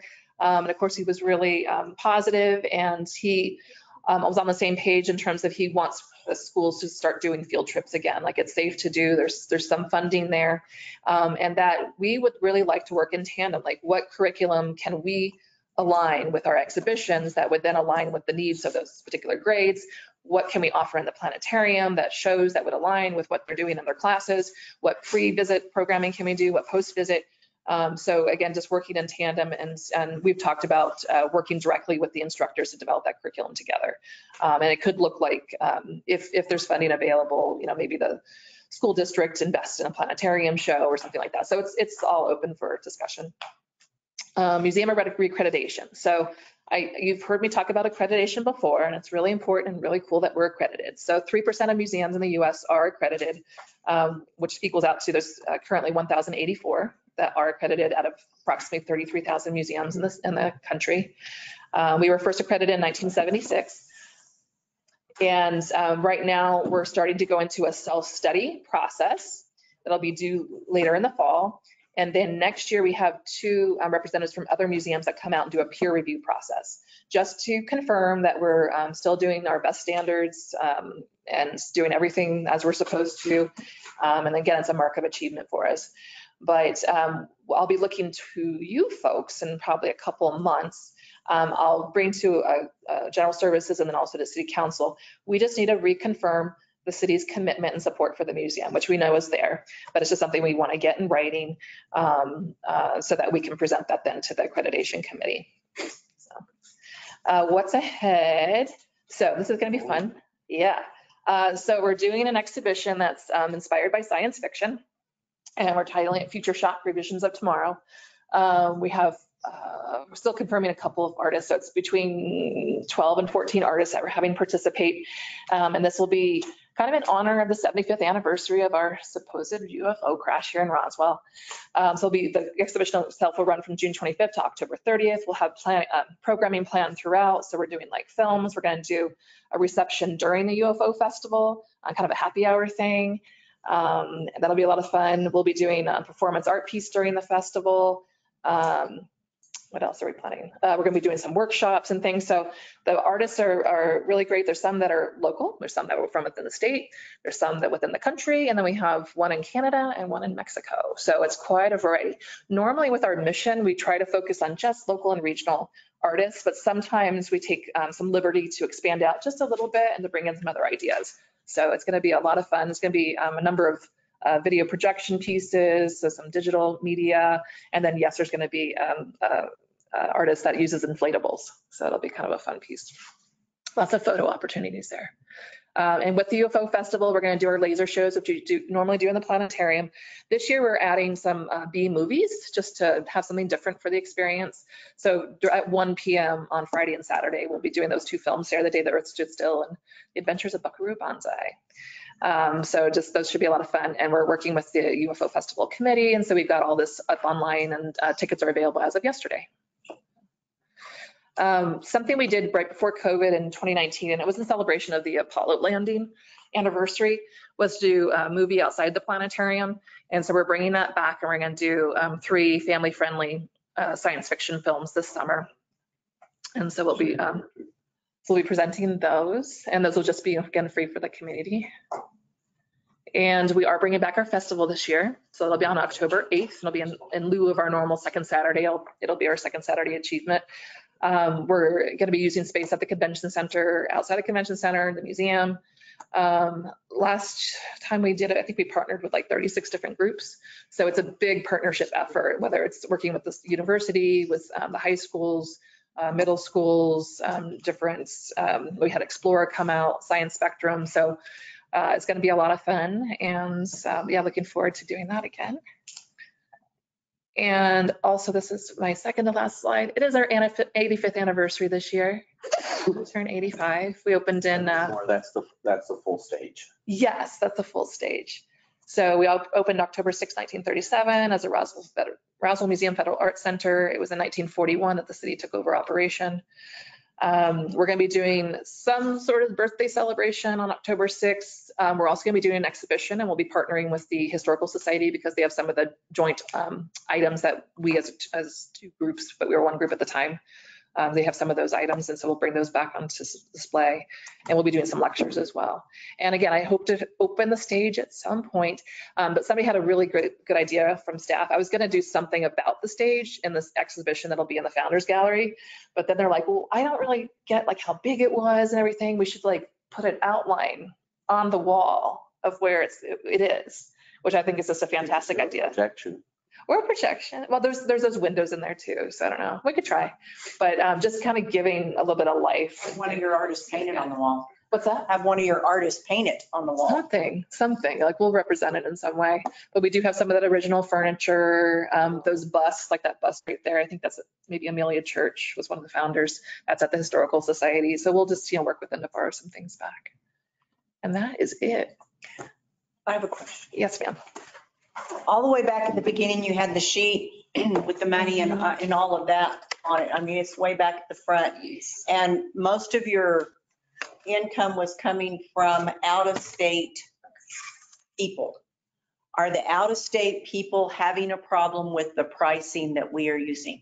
Because it's lower than anywhere else they've been. Mm-hmm. So I'm at the front desk, and I get feedback from the front desk staff as well. I've only heard of like 2 instances in which people came in, they're like, what? You charge now? You didn't charge last time I came through. It's new. Yeah, so a couple of people have said that and then left. I wasn't there at that time. I would have talked them into staying. But anyway, we've only had like a couple of those instances. People have not balked. They have not questioned the amount. They haven't questioned it all. And then local people, when you tell them they have free weekends, family and all of that, they're good with that? Because Yes. when we started this, we had questions if people would accept it. Mhm. And then since we're only 1,085 accredited, Right. that just amazes me. Mhm. I mean, that's like our fire department and our police department with their high ranking, insurance and all of that. So. Yeah. No, I didn't know how it was going to be either, because I was like, oh, $10 is like such a change from 0 to 10, but Nobody had a problem at all. No. That is amazing. Yeah. That's really cool. Yeah, Really and we cool. do have some people that take advantage of the, what's it called? Their senior free days. So there's the different free days, Military. museums for all.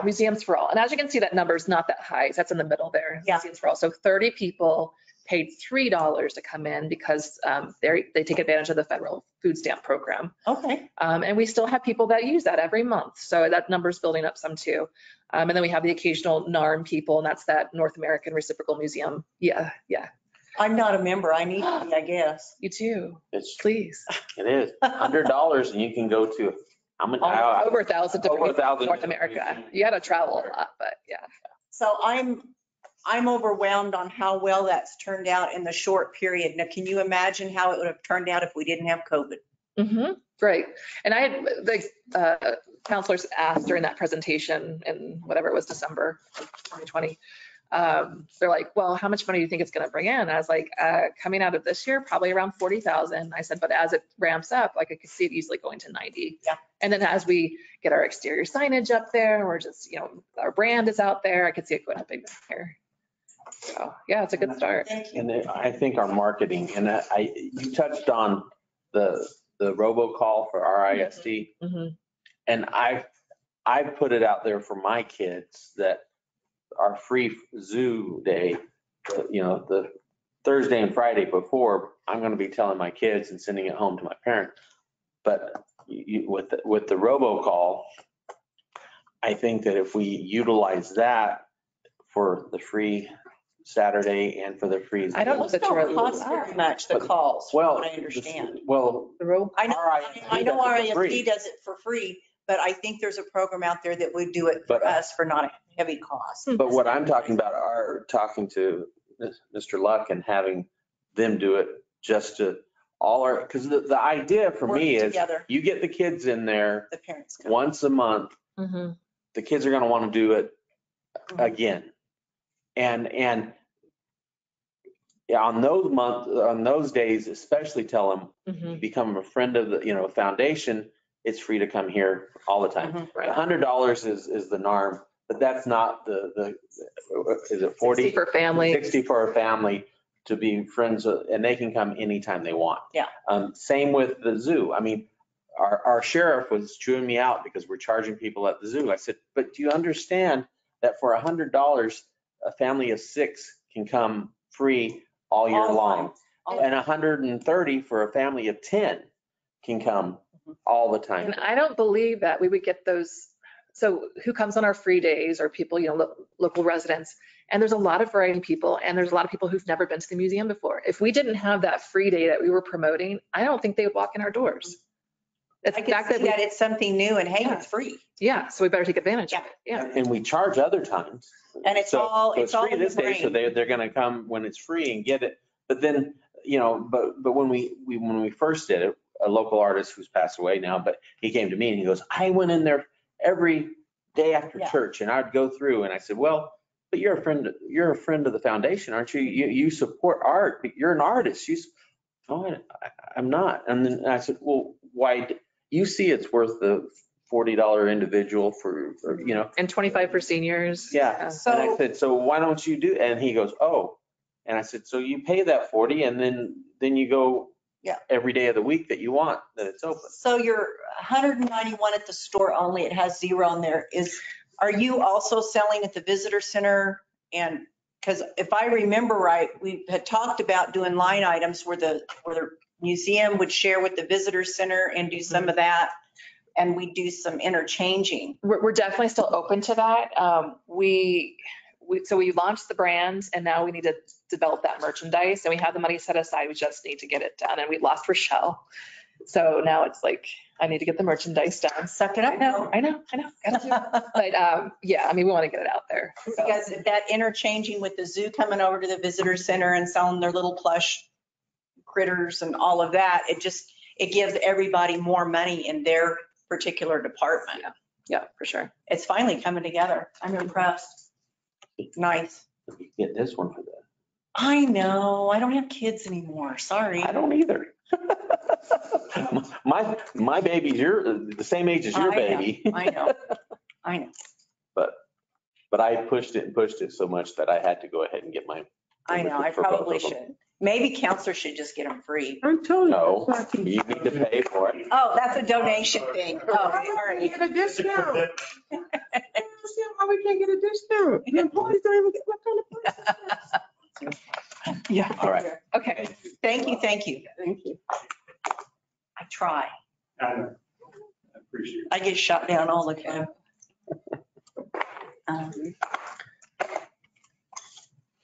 Do you guys have anything? Nope, I'm good. Anybody? Sorry you guys had to stay so long. Yeah, sorry. But I love your reports. yes, I love that, Let's see, he was sweet. the weekly. Anybody? Yeah. Mr. Chair, public participant? Oh, yes. Oh, sorry. Anybody still online? Anybody wishing to speak?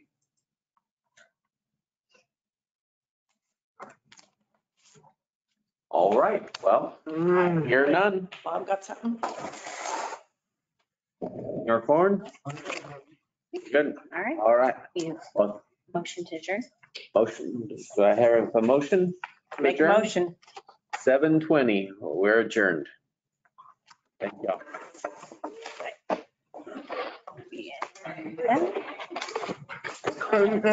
Yes.